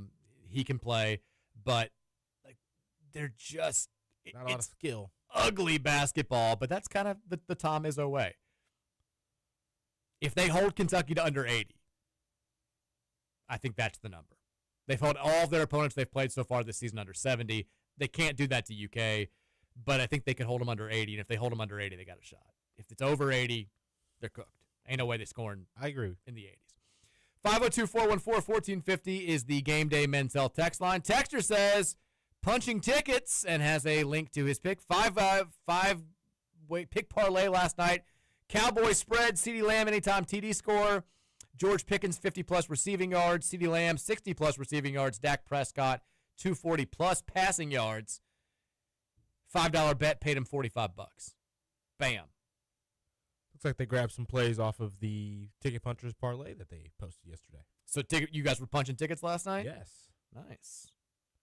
Well done. I only had the 3.5, and then I had the under 48.5 because I said take the under 49.5 on the radio when that's what the line was, and of course it shifted by the time I was making my bet to 48.5, and the game ended at 49. Ooh. That's how it goes. Okay. Bet it when you see it. I've hit I think I've hit like 5 straight bets. I've gotten big on the college basketball money line parlays where you just take, like, I took 11 pretty heavy favorites last night. And Get just like plus 250 or something like that. yeah, like to a point where like a $100 bet's going to pay you $70. And they all, besides, I took NC State to beat VCU, and I watched that game last night. I thought NC State looked good. I was not overly impressed with it. They won because they had, Will got outcoached a little bit last night by, what's his name? The junior. Oh, God, it's good. Whose son? Phil Martelli Jr. Martelli Jr. had the better game plan. They just don't have the players at VCU right now. And NC State just had dudes that kind of, when it got dicey late, they were like, go make a play. But that was the only one in my parlay that got a little bit dicey. So that's my new go-to bet. Just rolling with the college basketball money line parlays. Hit some football parlays over the weekend. Felt good about that. Hit my Lions bet, which was Jamison Williams. Context, even if we finished 9-3, our schedule next year without Georgia is a complete joke. A good team should easily win 10 games, but now I have no reason to trust that we'll capitalize on the opportunity because of back-to-back seasons now where we just continuously shot ourselves in the foot. The fan base fully turning its focus to basketball is entirely on Braum at this point. We desperately wanted to divide our attention. I agree. I mean, I was hoping to be still more focused on football, even with the Kentucky win, even with the top 6 ranking, even with the big games coming up. I think we all wanted to be more focused on football at this point because we thought the football team should be in the playoff mix at this point. There's no real excuse for us to be out of it with the way that the season has played out, and yet here we are talking about having a game on Saturday that just does not move the needle at all. It's I think discouraging that we could have this level of schedule. I mean, the ACC is only going to get one team into the playoff. And the only good team, the only team I think in this conference that has a chance to win a game in the playoff is Miami. And we beat them on their home field. Straight up. Turned them over 4 times, ran the ball effectively on them. We had a wonderful game plan, executed it to perfection. The only real gigantic obstacle in our schedule this season, we handled. To lose, you can have one or you can have a slip up. Everybody expects that. People have bad games. Crazy stuff can happen. An opposing team can play out of its mind. That hasn't happened this year. We've given 3 whatever teams victories on our home field. And that, it's a squandered opportunity. It's a wasted season. And I hate saying that. It sucks. I feel terrible. But, if we are talking about trying to get this program to a point where they're taking that next step, and that next step being either winning a conference championship or going to the college football playoff or doing both, this was a golden opportunity. And golden opportunities aren't just assumed every single year. Clemson may go back. I've already told you, they're not going to go back to being a juggernaut. Florida State may go back to being a juggernaut next year. Miami may fire Mario Cristobal and get a head coach who can count. The middle of the conference may get better. We didn't take advantage in a situation where none of those things were the case. And that's always going to suck. Yeah. And, at the end of the day, the coach is the CEO. It all falls back on him. And Jeff didn't get it done. There it is. I mean, how fun would it be right now to be like, let's see how far this basketball team can go undefeated. Let's see how high they can rise in the rankings. And also, football's about to go play for a conference championship. The best thing ever. It could have all happened. It was all there for the taking. It was all there for the taking. By the way, I was going to lose it on Saturday afternoon. Again, it was mostly in and out of consciousness. But I did look up and see that Boston College was up 2 scores on Georgia Tech in the second half. I was like, no. I was like, I can't handle this. If it gets to a point where it was like all they had to do was win these 2 games, it's going to be too much for me to handle. I was openly rooting for Georgia Tech at that point. I was like, I can't do this. My conscience, my just psyche can't deal with it. Thankfully, it didn't happen. Also, Virginia did pretty easily handle Duke. So, what we needed to happen did not happen over the weekend. By the way, I think I'm looking at Pick'em right now. We both missed. By the way, Mail shocking manual. How about that? Overtime. 2-point conversion. 2-point conversion late in the 4th, right? Crazy throw too. Yes, like and catch. Threw it up. I mean, to go from 52 to 13 in 2 weeks to beating that same team in the playoffs is outrageous. The manual second round thing is weird. We talked about it with KT on Friday, and I was like, is there any realistic reason to believe that things are going to be markedly different just 14 days after these 2 teams played? And he was like, that sometimes things get stuck in a program's head. There is program DNA. It's a real thing. They just, for whatever reason, cannot get over that second round hurdle after having really, really good seasons. That was crazy. So we both missed that one. You picked Tennessee Tech to beat Kentucky, which I love you for. If you're gonna miss one, then by all means there. I took Pitt to beat Notre Dame. That was bad. We both trusted Scott Satterfield. That was dumb. We both missed Bama. Man, we had a bad week. And then I didn't like Bama in my gut, but I couldn't go against them. You got Virginia. I missed Duke. I did pick Clemson. I feel bad about winning that one. So it looks like we broke even. We both we had 4 differences. I got 2 right. You got 2 right. We both had a bad week. Yeah. We got Georgia. we got Georgia over Texas. Texture says, I'm perfectly fine if Miller Moss never takes another snap. The only thing lower than his football IQ is Chris the Plumber's actual IQ. Come on. Stop.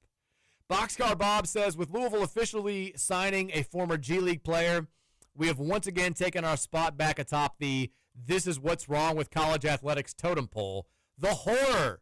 Where are our scruples? How would we do something so perfectly within the rules in this age of amateurism that's totally legit? I mean, we're the first ones to do this.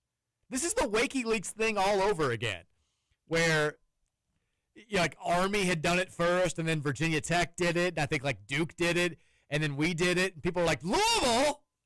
It's the Louisville scandal. Like, how is the craziest thing about that whole deal was we had 3 other programs do the exact same thing, including the damned armed forces, and everybody was like, "How dare Bobby Petrino?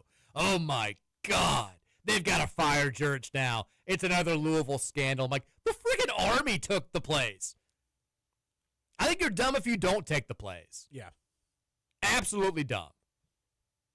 Texas, for as bad as our clock management continues to be, I'm not sure we can continue to use the Mario Cristobal can't count joke.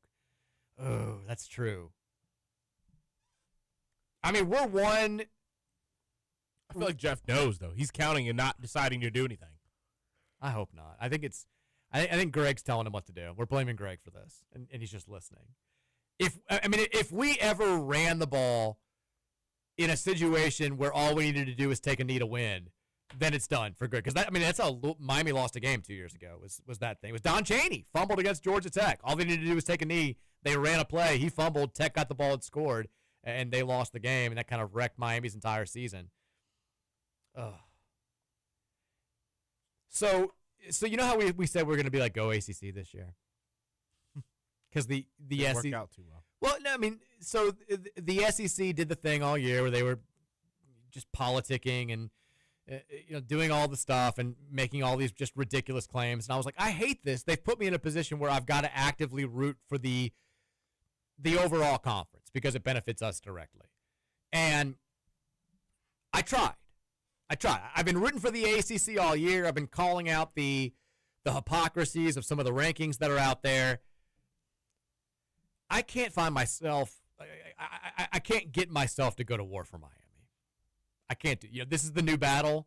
Is Miami's being unfairly punished for a couple of conference losses? They're probably not going to make the conference championship game, but they've got 2 losses. Notre Dame's got 2 losses. They beat Notre Dame. How can they possibly be ranked 6 spots or whatever it is below Notre Dame? I want to do the Go ACC thing. I can't do it. I don't care about Miami. I don't like Miami. I know it's best for the conference if we somehow find a way to get 2 teams into this thing, but am I a bad fan for just saying I don't care? I can't. I can't shed tears for Miami football for losing to us and SMU. At this point, no. We just have to hope that the things start to improve over time, I guess, because I'm not rooting for Miami. I have found myself watching more ACC basketball. I was watching a little bit of Notre Dame, Ohio State. A little more fun to watch this year. Yeah, they are. Except they keep losing damn 1-point games to everybody. Isn't that weird? Notre Dame lost to Ohio State by 1. They had every opportunity to win that game. They were in control of it from start to finish. I was rooting for NC State last night, even though I think Will Wade is mostly a terrible human being. Good for the sport, good for the conference, don't get me wrong. Not a great person, but I was rooting for them last night to beat VCU. Conference is looking good. Conferences, I think overall, are we buying the ACC? Yes.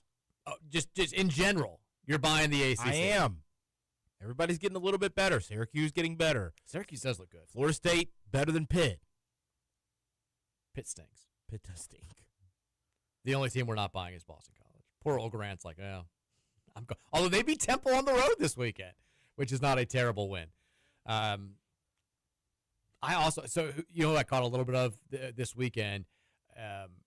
Virginia playing Marshall on Saturday scored 104 points, and they look like pretty good.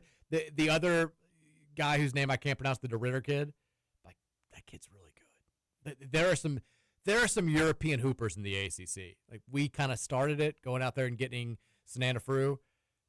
The people that followed it up. I mean, the kid at Virginia Tech is a beast. The kid at Virginia is a beast. Like there are some guys that aren't getting a lot of national attention that can really play in this conference. It's a good league, which I'm happy about. Texas wild fact: Cameron Boozer was named after Duke's arena. It's not that wild. It's kind of pretty straightforward. He's going to get talked about a million. Got to watch tonight for Duke, though. I'm calling it right now. Boozer's going to put up his requisite numbers. He's a double-double machine. The Dame Sarr kid. He's coming around a little bit. That's an NBA player. He's a guy that can make or break them in March. He's playing like 20 minutes a game. I think coming out party tonight. Dame Sarr. Circle it right there. Let's take a break. When we come back, hour number 3 is up next. Couple topics to get to that we have not touched on just yet. More text to read, some predictions to make for the night ahead in sports. Big night in college basketball.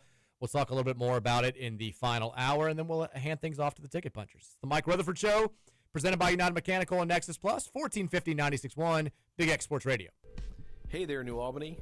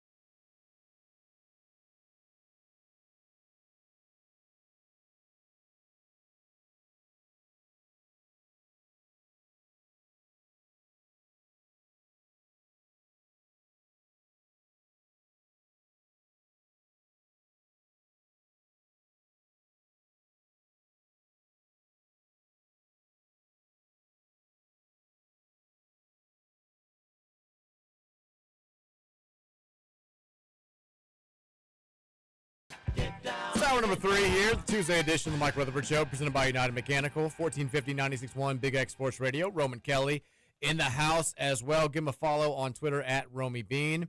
Reminder, if you've been hurt in an accident or on the job, the Collier Law Firm is the place to go. Tony Collier and the crew. Over 10 years of experience helping the Louisville community. Also, every attorney there, speaking of experience, has experience working for the insurance companies. They've got their playbook. They know how to use it to make sure that you get back on your feet. And once they get you the money to make that happen, they're going to make sure that you keep that money, which is why their attorney fees start at just 25%, not 40 or 45 or 50%, like some of the big firms out there. At the Collier Law Firm, they got your back. They don't have your wallet. Hit up the Collier Law Firm today by going to collierlawfirm.com. They will find out. You'll find out all the details about what they can offer you, about all the attorneys there. I'm also just realizing somebody threw away my sheet here, so I don't have the number. Collierlawfirm.com is the website. Hurt in an accident, hurt on the job, Collier Law Firm. Roman, I got a hypothetical. Not a hypothetical. A would you rather right off the bat to kick off hour number 3. Let's hear it. And I only ask this because you don't seem to be quite as moved by the football rivalry as I think the bulk of the fan base is. Maybe that'll change when we get to Thanksgiving week and we talk about it, and the blue bellies start talking some smack, and you realize that little Howard could be wearing blue for the rest of the year. But I'm going to give you a would you rather. Would you rather win the UK football game or the Arkansas basketball game?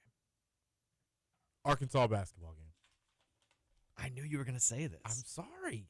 So you'd rather have a regular season basketball win that doesn't really make or break our resume. There's no shame in losing to Arkansas on the road. Then, I mean, the football game, they're talking bleep for the whole year. You're still going, you can't stand the idea of Kenny Payne. I can't. No. Him, no. I mean, that's the one to pick, right? I think any other non-conference game, Duke is Duke, and we get 2 shots at him. Yep, I would hate to lose to Tennessee twice, but yeah, and also no shame in losing at Tennessee. That's not going to make or break your resume. They're going to be a top 20 team, I think, this entire season. But the Arkansas one, huge win for you, and there's personal feelings involved. Both of them. It's John Calipari. It's Kenny Payne. It's Arkansas fans have been taking shots at us for reasons that I still can't really figure out. I guess it's the Kenny Payne stuff. We all want that one for a variety of reasons. I still got to go with the football game against Kentucky, though. It's the Kentucky football game. We haven't beaten them at home since 2014. It's a long time. We got to keep the cup. We can't let this program get some momentum. We've been making fun of Mark Stoops the whole year. Can you imagine them beating us to get bowl eligible, or beating us to have the same record? Disaster. It'd be terrible. This is a Thanksgiving weekend ruiner. Can't let that happen. Imagine the smile. I don't want to think about it. The bleep-eating grin, shaking it as if he did anything to make that happen, or this. And what's up with coaches patting PK on the chest with their bare palm? They love doing it. Give PK a regular. They go in for the quick handshake and then the chest pat. Imagine Kenny Payne with that smirk on his face giving PK a chest pat. You make a valid point. I think coaches hate PK. And imagine if we can just start haunting, yeah, you might have left UK, but we're still right here. We're still trying to haunt you, and we might just do so. The thing that grates me the most about even entertaining this thought is that in his mind, Kenny Payne will have done the mental gymnastics necessary to believe that them beating us in that game will somehow redeem him. Mm-hmm. I was right. I'm the man. Told you it'd take a few years. Yeah, we don't average 100 points a game.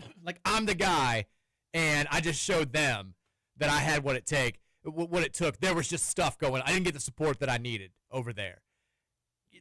As if John Calipari being able to bring top-tier talent to Arkansas had nothing to do with the fact that we went down there and lost.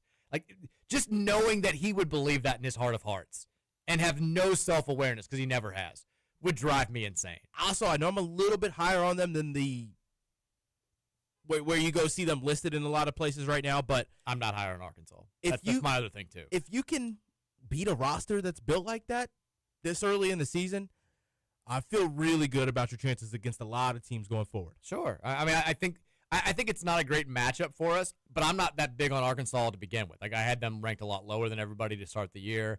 I don't think that they were a little lower than the average. Yeah, people got mad at me. Arkansas fans found it, and they spoke on it.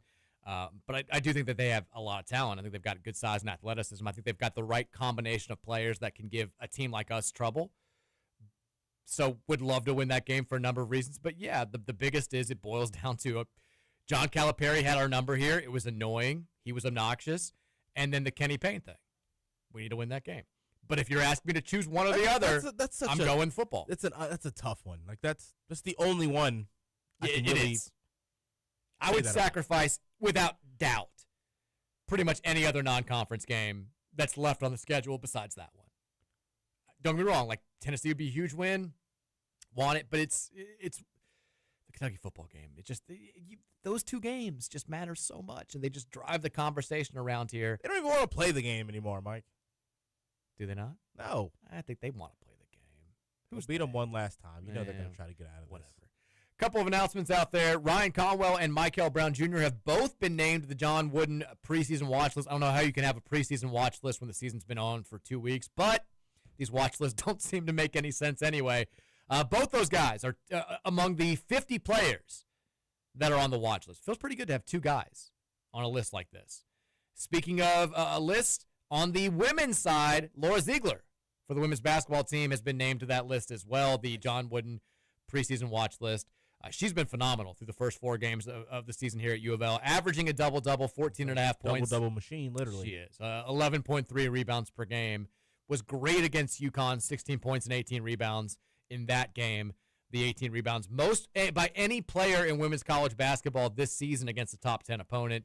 She's led the Cards in rebounding in all 4 games. I watched a little bit of our game against Clemson. We got some work to do. We've been a little bit up and down. The Colorado game I know was way too close for comfort. Clemson, it feels weird playing an ACC game that early, but they got it done. But we need a little bit of help. Taj Roberts and Ziegler can't do it all. We got a ways to go. But top 25 team. It's okay. We're gonna be fine.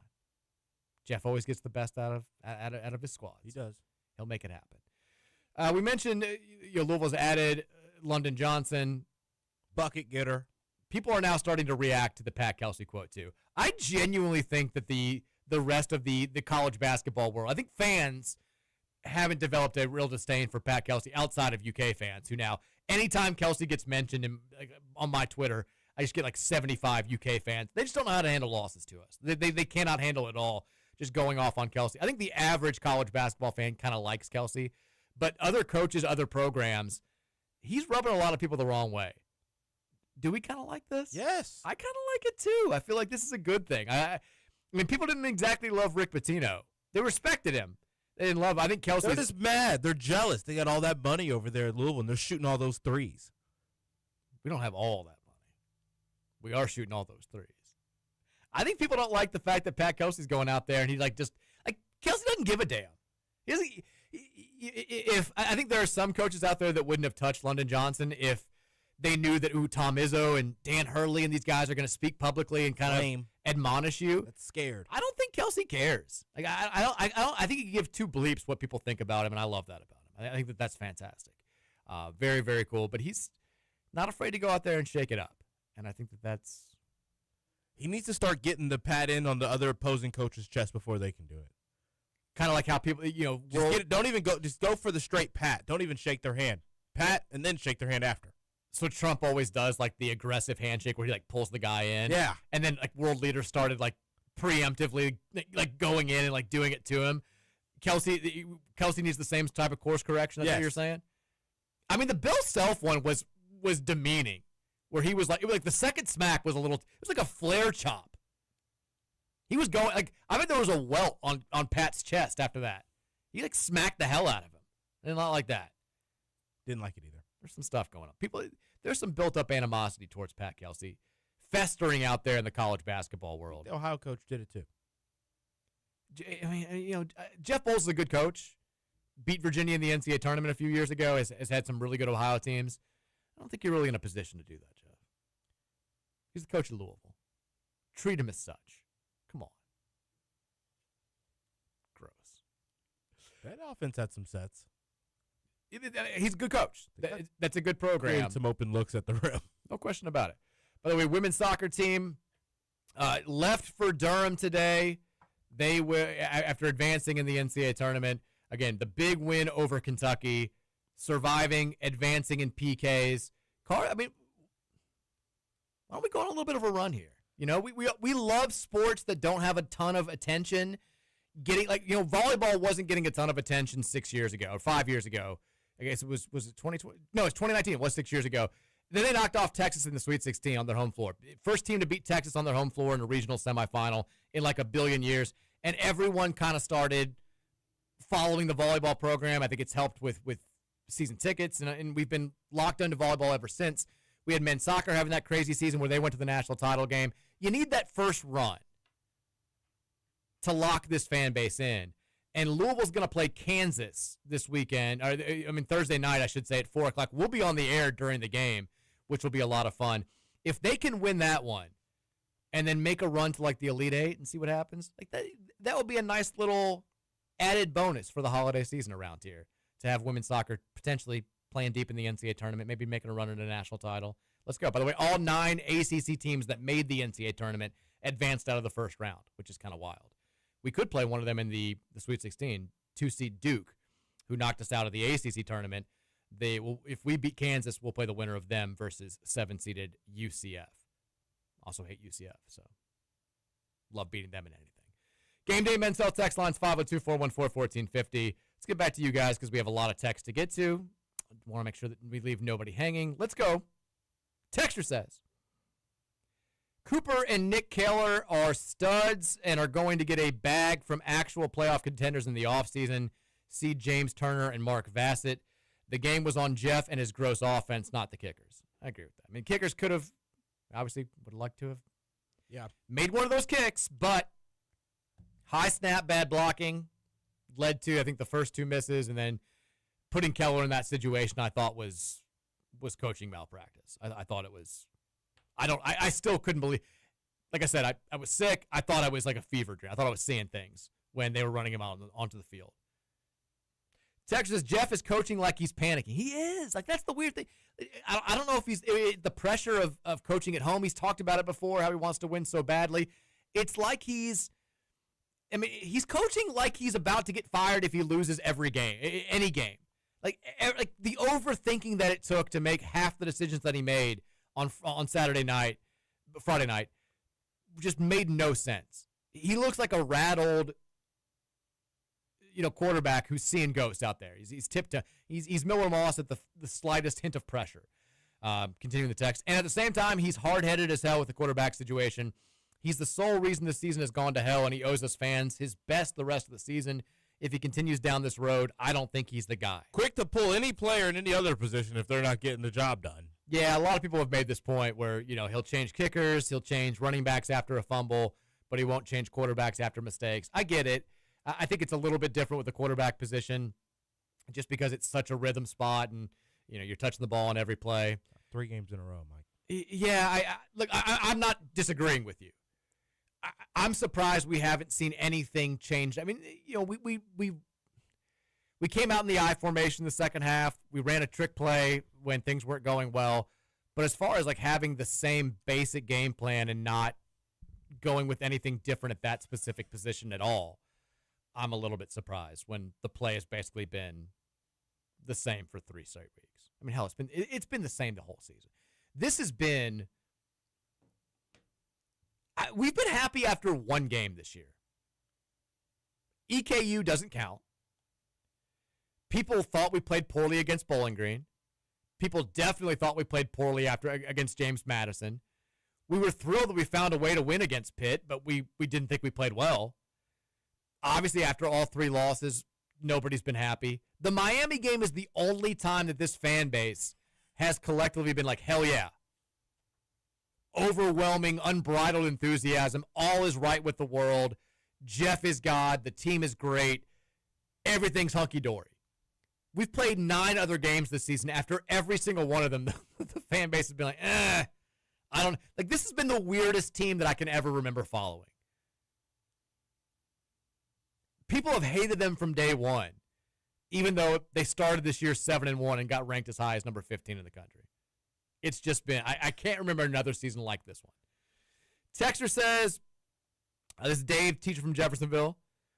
The home crowds have been so amazing this year, and it really sucks that all of us were let down multiple times. John saying plug it in very seriously is hilarious, and also is all of us begging Jeff to plug in the offense. Yeah. Yeah. Plug it in. I was like, what? It's terrifying. What happened to my son? Texas says, why does it feel like everyone in the world is making clutch field goals this week except for us? I can't recall more heartbreaking back-to-back losses. Tortured fan base. Oh, well, I'm ready to get hurt again. It's been a super, super frustrating season. Texas says, I think the team and individual defense will improve over the next month and a half. This is a basketball text, just like it did last year. I'm withholding judgment until our defense is what costs us a win against a good team. There's a world where our defense continues to give up 75, 80 plus, but if that happens in games where we're scoring 95 plus, I think we just accept that. Opponents will be getting way more possessions against us than they'll naturally score, a bit more than usual. Yeah, I mean, you can't look at points per game in this system. I mean, that's the issue with teams that play the way that we play. Everybody was looking at Alabama the year they had Brandon Miller, and they were like, oh, well, the defense sucks. And the defense was actually like top 5 in efficiency. They're giving up 85 points per game, but they're playing, they're having like 15 more possessions per game than every other team in college basketball. You're shooting under 45% against them. Right. Like, if you stop a team on, 6 possessions out of 10, but they score 4 times, they're going to have more points than you stop them, twice, but you only have 5 possessions. The math's not, I don't do math on this show. Stop. You know what I'm saying, though. We can't look at it and be like, oh, we gave up 80 points. But we have to look at the efficiency numbers. And so far, the efficiency numbers haven't been great. They're not terrible. They were good enough against Kentucky. They were very good against South Carolina State. We rose significantly in every defensive metric after that game. Since then, it's been not quite as good. And this was statistically our worst defensive game against Ohio on Saturday. So there's definitely room for improvement there. We don't need to be letting teams shoot. We're letting opponents shoot 44% inside the arc, which is not awful, but we've got room for improvement there. I think there are areas where we're just not going to get better. Like our block percentage is not very high, but we don't have an elite rim protector, so we're gonna have to find other ways to be a successful 2-point defense. So we're okay right now defensively. But if we want to be an elite basketball team this season that can cut down the nets on the first Monday in April, we got to be better than just okay. Texter says, podcast listener, if I'm in the locker room when Moss comes out of that press conference, I would have had to have fought him. You can't throw me and my team under the bus, especially playing the position you play.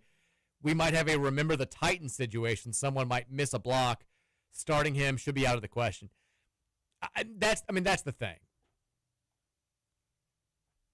I don't think anybody disagrees with the point that the penalties and the losing composure and the unsportsmanlike penalties, the personal foul penalties and all that stuff, the classic area, like that is a program thing. And it does need to be addressed during the offseason. It should have been addressed to this point. It's been consistent throughout the entire year. As the starting quarterback of said team, you can't say that publicly, especially when you haven't exactly been holding up your end of the bargain.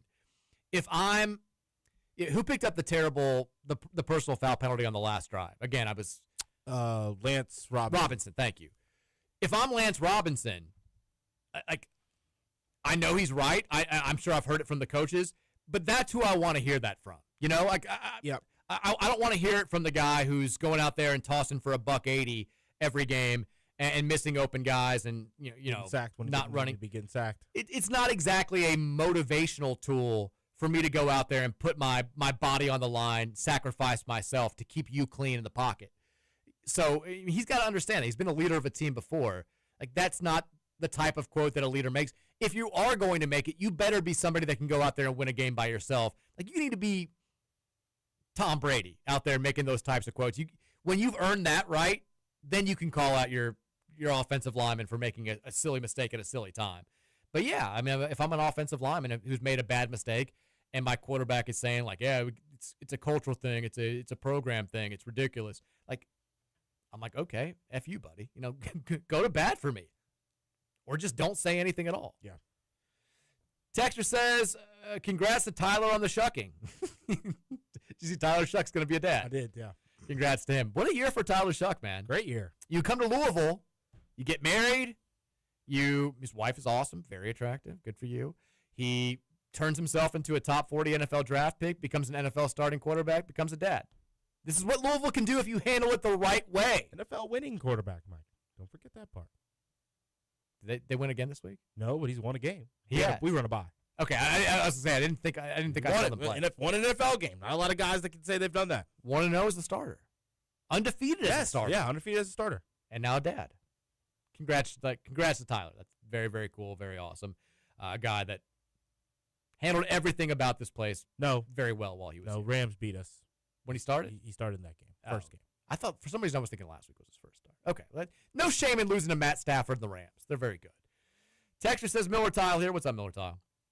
Cincy and Louisville have the same opponents the next 3 games. Any reason for this or crazy coincidence? Yeah, this is part of the same Hall of Fame Classic. It's technically a round robin deal. Obviously, the Louisville and Cincinnati game is the biggest, but yeah, it's a multi-team event. I think we're gonna have Gray Robinson, the Barack Obama's brother-in-law, who used to be the coach at Oregon State. I think he's gonna come on the show this week and talk about the Hall of Fame Classic. So that'll be cool. But yeah, it's the two of us, and then Eastern Michigan and NJIT are the other 2 teams in this event. Because if you want to play an exempt event, it's got to have at least 4 teams, I believe, and 3 games. So there you go. Texter says, the following message is for Midler Loss. Is that the nickname we're going for? If you're telling me the only way that the culture problems with this team can be resolved in the offseason are without you, then how about we expedite that process and kick your sorry butt off the team? Don't hold back now. I mean, it's just.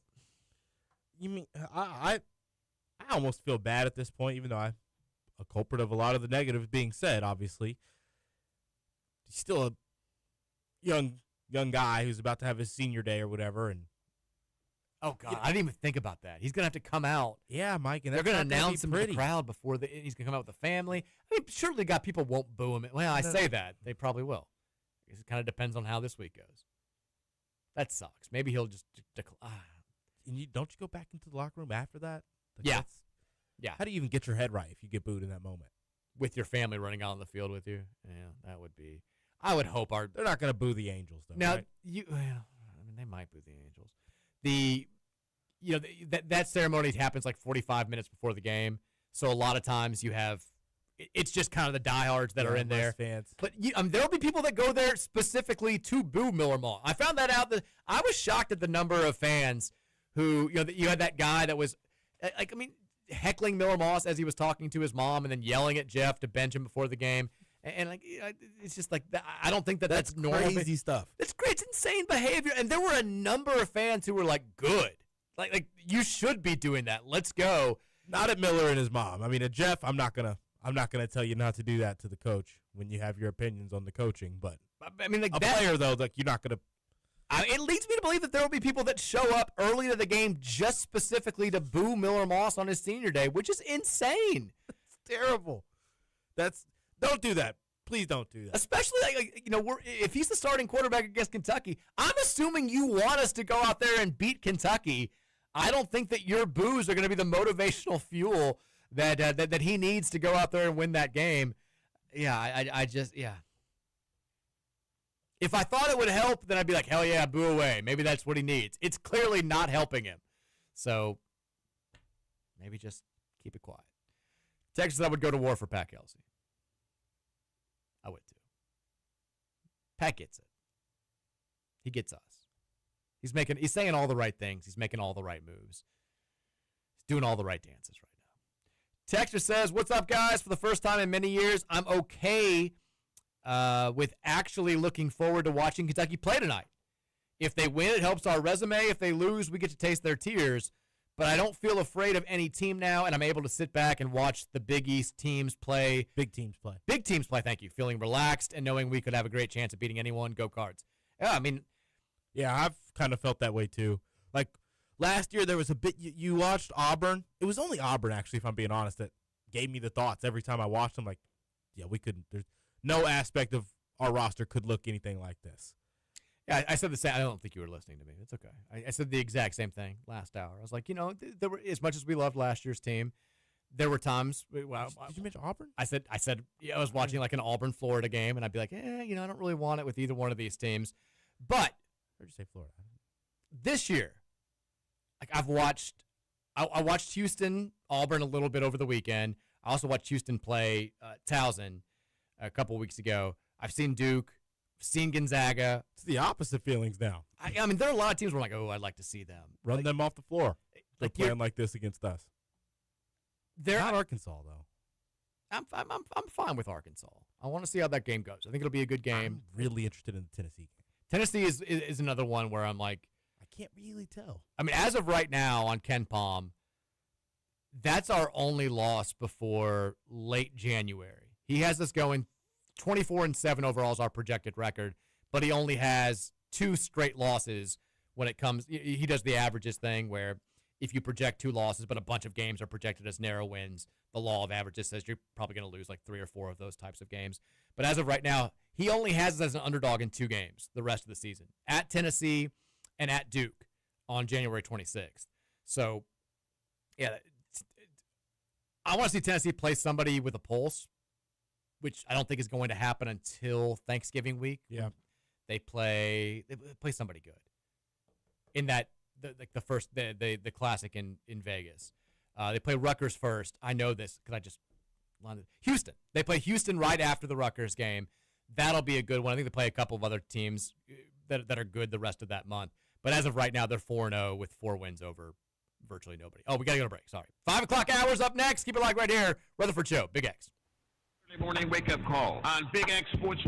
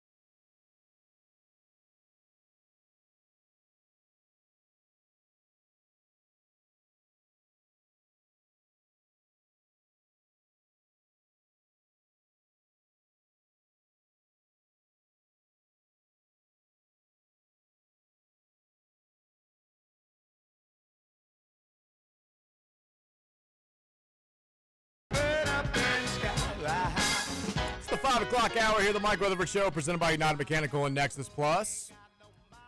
Shout out to John Burke, United Mechanical, your trusted partner for commercial and industrial HVAC, electrical plumbing, and refrigeration services. Give them a call, 502-339-1133. You can also visit them online at UnitedMechanicalInc.com.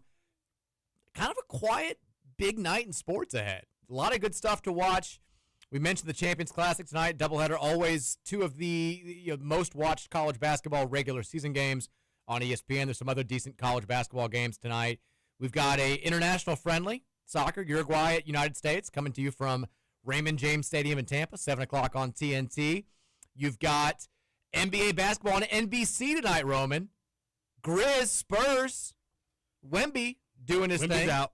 Oh. Calf strain. Oh, I did see that. Never mind. Got some action tonight. Action football tonight. We've got. We'll need the famous Mike Rutherford two-leg. It's like 3 games tonight. We have 3. Well, wait, no, one is. We got UMass at Ohio at 7 o'clock on CBS Sports Network. We've got, I think Miami of Ohio plays tonight too, right? UMass, Ohio, Akron, Bowling Green, West Michigan, and Northern Illinois. Okay, so MAC tripleheader, not tripleheader. They all go on at the exact same time tonight. Western Michigan, Northern Illinois is ESPN2. UMass, Ohio, CBS Sports Network. Akron, Bowling Green is ESPNU. You've got a combined 2 teams with winning records there. Included is UMass, who is 0-10 overall and 0-6 in the MAC. I'm going to go ahead and tell you right now Ohio's going to win that game, guys. 34.5 point dog. 34.5 point favorites. I feel good about the Bobcats taking care of business tonight in Athens. By the way, the new Ken Burns documentary, The American Revolution, Part 1 just dropped. How excited are you, Roman? That sounds nice. It's a 6-part series. Epic. I'll need a link to it. I will watch anything Ken Burns. At some point, I will take it in. But Champions Classic tonight as well. 2 big-time college basketball games back-to-back on ESPN. You'll have the new CFP rankings will come out in between those 2 games. What's the other big NBA game tonight? Jazz Lakers, late night, 10:30 at the Crip. How you feeling about your Lakers? Feeling pretty good. Still pretty good. Still looking good. 10-4, 3-2. 8 and playing well. 14-point favorites in this game, looks like. Lots of stuff to be excited about tonight. We'll get you ready for all of it coming up momentarily. Is he coming back today? They got him as game time decision tonight for the first time. Oh, that means he's not playing. Yeah. Next game probably then. Ticket Punchers will also have some plays for you coming up from 5:30 to 6, so keep it locked right here after we're off the air. Game Day Men's Health text line is 502-414-1450. We've been catching up, or I've been catching up after missing yesterday's show and being kind of laid up all weekend. Talking a little bit about the football issues, talking a little bit about the joy of the basketball program, and everything in between. If you've got more thoughts, hit us up. Got about 20 minutes to have those texts read on the show. Texter says, what are your views on Pat Kelsey's recent comments on London Johnson? We talked about this. Pat Kelsey coming out. I think it's great. If you missed it, Louisville officially announced the signing of London Johnson, who, if you don't remember, was the player who spent the last 3 years in the G League, sent the college basketball world into a tizzy when Louisville went and got this kid. They hate us now. They hate us, even though the ruling was made. There was prior precedent. Santa Clara had gotten a player who done the exact same thing. Other players had recruited London Johnson. There were other players that were being recruited by other programs in the exact same situation. Since then, one of them is committed to BYU, but somehow we're still the villains. And Pat Kelsey, in his statement about London Johnson, said he's handled the unwarranted scrutiny like the mature, classy young man that he is. He deserves an opportunity to play collegiate basketball just like every other player within his 5-year window from high school. Times have changed, and we choose to embrace the change rather than just complain about it, especially when it creates opportunities for student athletes like London. I like, too, that he went to, like all the other players that are welcomed into our organization, his life is about to change for the better, which is what we do, and we can't wait to get him on campus and start that process. Love that. I don't know if you guys talked about this quote either because it kind of goes hand in hand with it, but he was asked about, being a point guard in your program, and he made indirect reference to the fact that they've had a couple of point guards say thanks but no thanks, primarily Tay Kinney, who's going to play for Kansas. And do you see you know what I'm talking about? I didn't see this. He was like, do you see Michael out there? he was hooping. Like he was just, he's like, and that's what we do in this program. Like you get free reign. You see Michael out there. He's having fun. He's just hooping, man. And I don't know why you wouldn't want to come play in this program. Like he's like, and he made like sort of he kind of started talking about like some point guards didn't want to, and he kind of stopped himself. But yeah, I mean, his whole pitch is basically look at how fun it is to play the way that Michael Brown Jr. is playing right now. Why wouldn't you, if you have that same type of ability, want to be in that exact same spot? And I think it's an effective recruiting pitch that he's going to, I'm sure, make consistently throughout the season, because the reality is there ain't a whole lot of guys that can take advantage of this situation the way that I think Michael is this entire winter, because some of these passes that he's making already, you're like, Jesus Christ. I mean, he is outrageously talented. But, yeah, I mean, if you want to come, have free reign, play in a loose system, it's going to let you get up and down, maybe make a couple mistakes, and still go out there, shoot a bunch of threes, make a bunch of crazy passes, play fast. This is the place to be. You'd think that would appeal pretty well. He's hooping out there. He's very clearly being out there and just saying, like, look at what we're doing as a program. Look at how happy everybody is here. Look at all the success we're having. Come be a part of it. Texas Riddler here. I found myself in the Ohio game muttering about the female ref who called maybe one of the worst officiated games I've ever seen. Then I realized it was the same ref who swallowed her whistle against Rain and No in the EKU game last year, so I'm going to shut my damn mouth. My girl Claire can do whatever she wants. She drinks for free in the city. Claire Aubrey. Not the last time you're going to see her. She calls a lot of big games, a lot of ACC games. She'll be back. I don't know. I mean, she has her bad call, but ultimately I think she had a pretty good game. Again, I was sick for a lot of the game. 2 bad calls, actually. Didn't really stand out to me in any other way. I didn't feel like nothing I didn't think it was an egregiously called basketball game. Texas, do you know if Brahms' extension and raise has been done behind the scenes and it's not being announced because of the poor optics of losing the past 2 games? Or has the momentum just slowed on giving him a huge raise now that we're out of the playoffs? I've got no idea. None. We were talking about this yesterday. If you're the negotiations are different now, right? If they weren't finished, yes. I think there's a world, and I am being perfectly transparent here. This isn't one of those things where I'm, I can't really talk. I don't know exactly what's happened. If it was as straight, the only thing that I heard when all this stuff was really bubbling 3 weeks ago or so was, Florida and Penn State are making their best offers. Louisville is obviously going to come to the table. It's going to probably cost them taking Jeff up to 8.5 a year, but as long as they're willing to do that, Jeff is good. He's going to stay here. He's not going to go anywhere else. If that got done, if it was that straightforward, where it's like, hey, here's what we're offering, boom, we're done, then they probably are waiting until he has a little bit more momentum to make that announcement. Because, if you had announced this on this same exact day 2 weeks ago, it's met with universal applause, right? Like, he's the king of the city. Josh Hurd, way to get this done. Thanks for taking all the drama out of it. No more talk about Florida and Penn State trying to take our head coach and all that stuff. Like, we're good to go. We got our man. But you can't announce it after losses. I think that I think there's a world where it was done. They didn't want to announce it after the Cal loss, so they were waiting for a win this week. And now they can't do it until they win a game.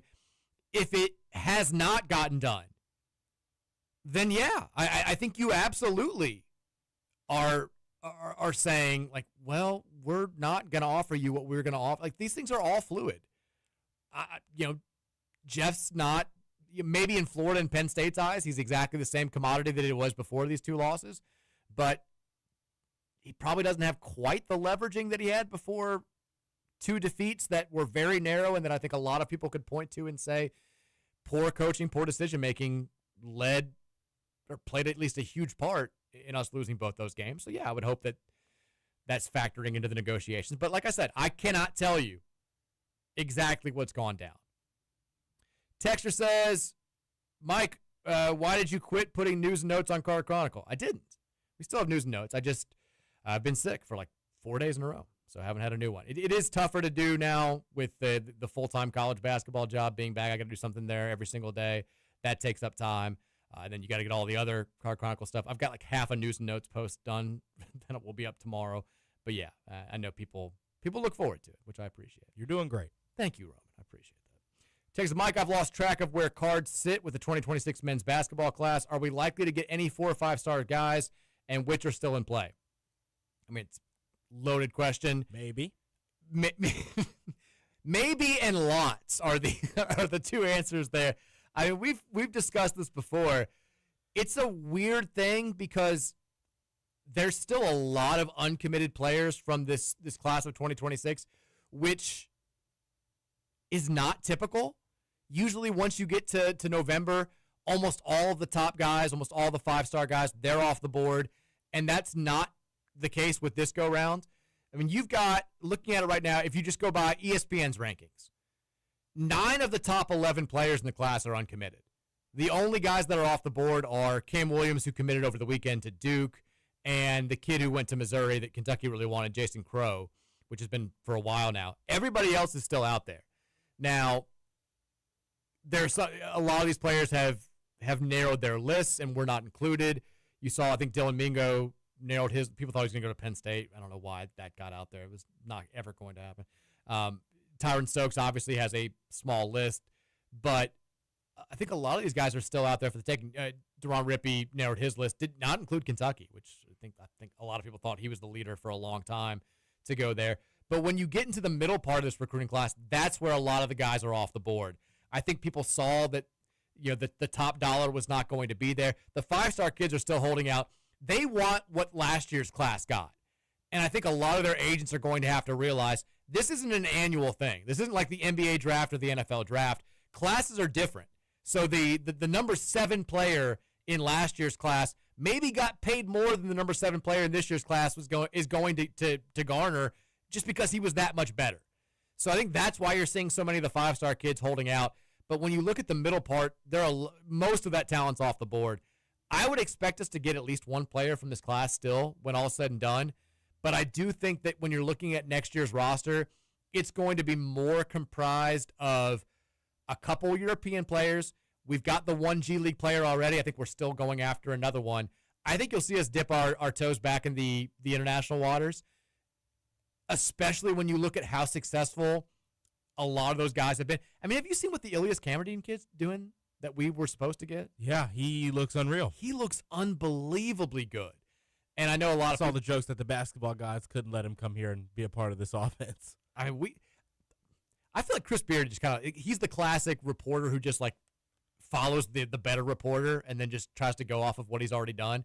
Like every guy that we went, like he took Corin Johnson, took James Scott. We had Kamerdine lined up for months, basically. And then at the last second, they offered him more money and they brought him over from France. Now, he's only got 1 year there, I think.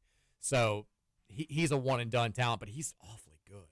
I think we'll try to go get more of those guys. And then, yeah, it's going to be another year where the bulk of our NIL, I think, is used in the transfer portal. It's not what I think Pat Kelsey wanted to do, but sometimes circumstances change, and you've got to react on the fly. Texas Mike, I'm going to try to make an alternative to Text Crew for you on the contingency that you officially call me programming dumper. Text Crew, this is not the right day to dump on Text Crew, pun intended. It's been fine today. We've been okay. Texas, I think our best chance moving forward is Brian Brom taking a job elsewhere and Hurd brings in an OC that actually calls plays and manages the clock so that Jeff can actually be a head coach. You're not the first person to pitch it. It ain't going to happen. It's just not. Jeff's going to call the plays so long as Jeff is a head coach anywhere. He's done it successfully for, 14 years now? 1 year where people have an issue with the offense is not going to change that in his mind. Now, if it's 2 years, then maybe the pressure gets amped up, but it's not going to happen next year, I'll tell you that much. Texture says, I'm happy that you're doing well again, Mike. Hi, Roman. What's wrong with Brom? I think he needs a psych evaluation. Look, I don't know. Maybe. Overthinker now. Texture says, what happens first? We end the Clemson home losing streak or the UK home losing streak? UK. I mean, yeah. We don't get to play. When's the next time we play Clemson at home? I have to look at our future schedule. I think we don't get them at home for another 4 years because we don't play them every year now. I think the better question is, what happens first? We end the Clemson home football losing streak, or we beat UK in basketball and Rupp? I think the answer is UK again. I mean, that's the next streak that needs to end. Do you know the last time we beat Kentucky in Rupp? 08.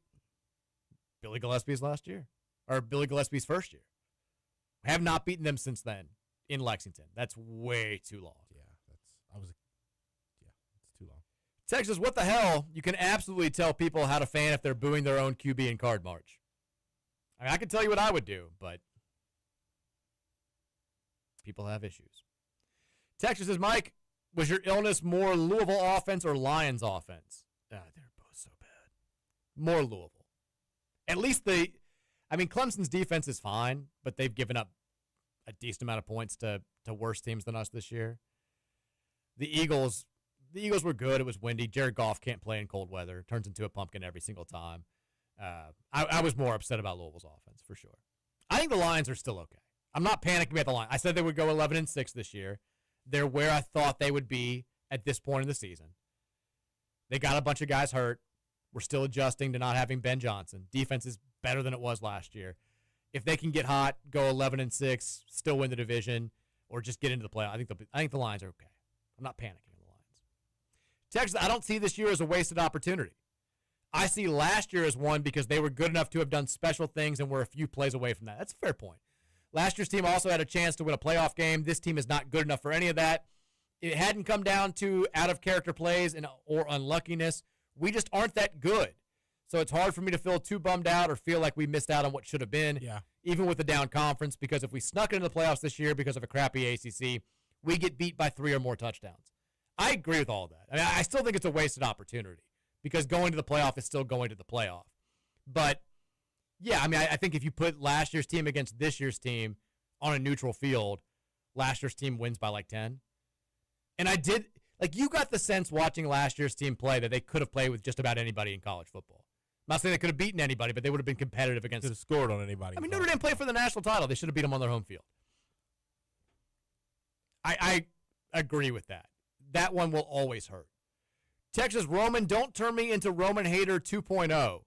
There's nothing I hate more than a UK or U of L fan acting like the games against each other don't matter. He's not saying it doesn't matter. No. Just for the sake of each team's football season, there's no significance in it. For fans, it's, I'm ready to talk that talk if we win. Texas, watch that knee, Roman. That all may get hurt jumping off the football bandwagon. Drinks Guy says, do you all think Josh Gordon could start for a D1 team right now? The receiver that needs to stay off the weed? He'll stay off the weed. Yeah, probably. Definitely. He's he's early 30s? He's the best receiver in college football. I don't want to go that far. If he can still run. He could definitely start on a D1 team. Texas says, Boxcar Bob said, for as bad as our clock management continues to be. Oh, I already read that one. Texas, my girlfriend and I have 4 dogs, and I've decided that at the end of the year, the dog that has been the worst behaved for the year gets an award called the Miller Moss Award. Jeez.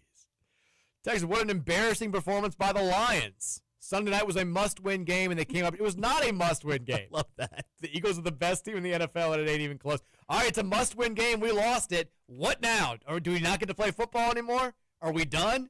No. Then it wasn't a must-win game. Trying to parlay your 2 least favorite sports sayings. Just being mean. Must-win game ain't even close. I'm just now realizing that I got caught. Well played. Chris Palmer said, man, I don't know how I'll even move forward with my life. That texter really hurt my feelings with that low IQ text. They got me. What a blow. Shout out to Chris the Plumber. This is what I missed yesterday. This is why I got to be here. Roman Hater said they do make it easy to make fun of them. It's this guy leaving the job site. I noticed this nonsense in the parking lot. I guess I can say this is the highest level of workplace violence I've ever achieved. L's down in front of a Louisville Cardinals bus. They don't From care. across the parking lot. They don't care, though. Texas Mike, what do you think about UT Martin plus 19.5 versus FSU? I think I would not bet on that game at all. But if I did, I still Roman's all in on FSU. Okay, listen, I'm all They've in on the looked better. FSU offense. They've looked better. I still don't trust them to blow out anybody. I don't know enough about them at this point. But they do like a team that the analytics, the models may be a little bit harder on early in the season than they should be. which leads to smaller spreads in games. I mean, so Ken Palm has them winning this game by 17. And UT Martin's 3-0. UT Martin beat They just got to UNLV. win. What? I was going to say, they just got to win against somebody. Who? UT Martin did. Yeah, they're 3-0. They beat UNLV. They That's who it is. beat Bradley. Florida State is I wouldn't touch this game. If I bet it, I guess I would take the Seminoles, but that's not. No, they're going to be 12-point lead the entire game kind of a game. Texas Duke plays Arkansas in Chicago just before we face them. I like that. Run them out of the get them all tired. Texas, who throws their hands up in frustration when the team makes a mistake better as if they are perfect at what they do, even though they are in fact really bad at what they do? Kenny Payne or Miller Moss? They both. I get really mad when anybody does this. The body language on this year's football team is. But when a quarterback does this, you can't do it. like Aaron Rodgers does this. Aaron Rodgers can get away with it because he's won a billion MVPs in a Super Bowl. Miller Moss can't. I mean, I don't think it's good for anybody to do. Tom does his fair share of it too, but it's out of genuine. He's a coach. What are you guys doing? Yeah. Texas, I was reminded while talking ball with friends this weekend that Dylan Gabriel was the QB for UCF in the glorious game with the winning pick 6 that highlighted Sat's time at U of L. Yep. Gave us the game. Texas, hey, Roman, maybe other coaches think PK's name is Kelsey and his first name is a command, so they go through the line and they pat Kelsey. The worst text we've ever got. That Could not have been a worse text. I hate that. I love you, texter. I hate your text. That was terrible. I feel bad for reading it. Zach says, truth be told, Mike, I wasn't really high on Moss when I saw him and another player at the Horseshoe Casino, but what the hell do I know? All the early season talk. He's too small. All the texts we got, they knew.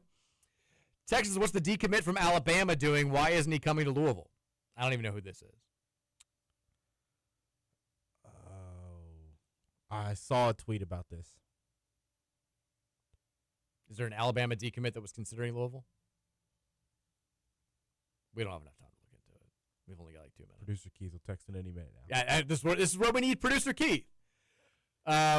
Texas says, with the ACC moving to a 9-game conference schedule, are they redoing the schedules again, or are the games next year locked in with just one being added, or is everything changed? I don't think they've announced, have they? No. So, I guess I thought it was the year after. I think next year they're going to 9 games because No. It's not? No. SEC is, and we're the year after that. So we're locked. That's right, because we don't have to drop a non-conference game.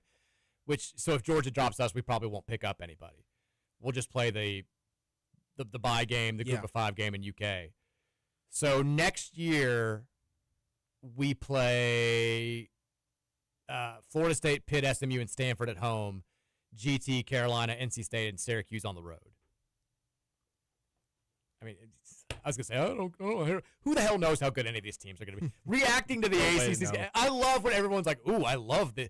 Nobody knows. I did not think Georgia Tech would be this good at the start of this. This is 2 years in a row we've been completely wrong about our schedules as far as Chris Washington Jr. is the player, apparently. There you go.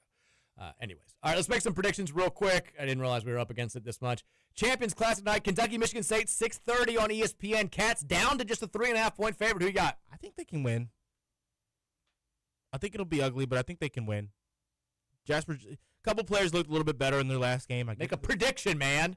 Give me the Cats by 2. I think Kentucky wins by 5. Michigan State, stinky. Kansas, Duke. Do you think they both break 80? No. Okay. I think it's like 81-76. Okay. Kentucky. Kansas, Duke, 9 o'clock on ESPN. Duke, 10.5-point favorites. Duke runs them off the floor, wins by 15. I think the Blue Devils roll. U.S.-Uruguay international friendly in Tampa. Who you got? Give me a 0-0 draw. Americans, 1-0. More patriotic and a better Louisville fan than you today on the show.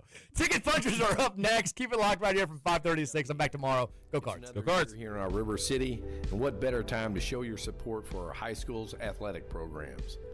Whether it's basketball or football, track and field or soccer, swimming or tennis, our Bulldogs are giving it their all on the field and court. So let's rally behind them, New Albany. Come out to the games, cheer them on, and let's make some noise. Let's show everyone what it means to be a part of the best city in Southern Indiana. Go Bulldogs. Hey basketball fans, plan to pack the KFC Yum Center for two of the biggest women's basketball games this season as two SEC opponents come to town in South Carolina and Kentucky. Starting at just $20, the Marquee Mini Plan guarantees you a seat to catch all the action. Visit gocards.com/Marquee Mini to purchase now. The Mike Rutherford Show is brought to you by Everything Concealed Carry. Joe is back with up to 1,000 new and used guns on display, and we pay cash for guns. Visit us in J-Town at 10306 Taylorsville Road or online at eccguns.com. Defining a new era in men's health, Gameday Men's Health delivers real results. No shortcuts. From testosterone replacement, weight loss, to peptides, vitamins, and sexual performance therapy, they will have you covered. From their in-house lab that gives you answers in just 15 minutes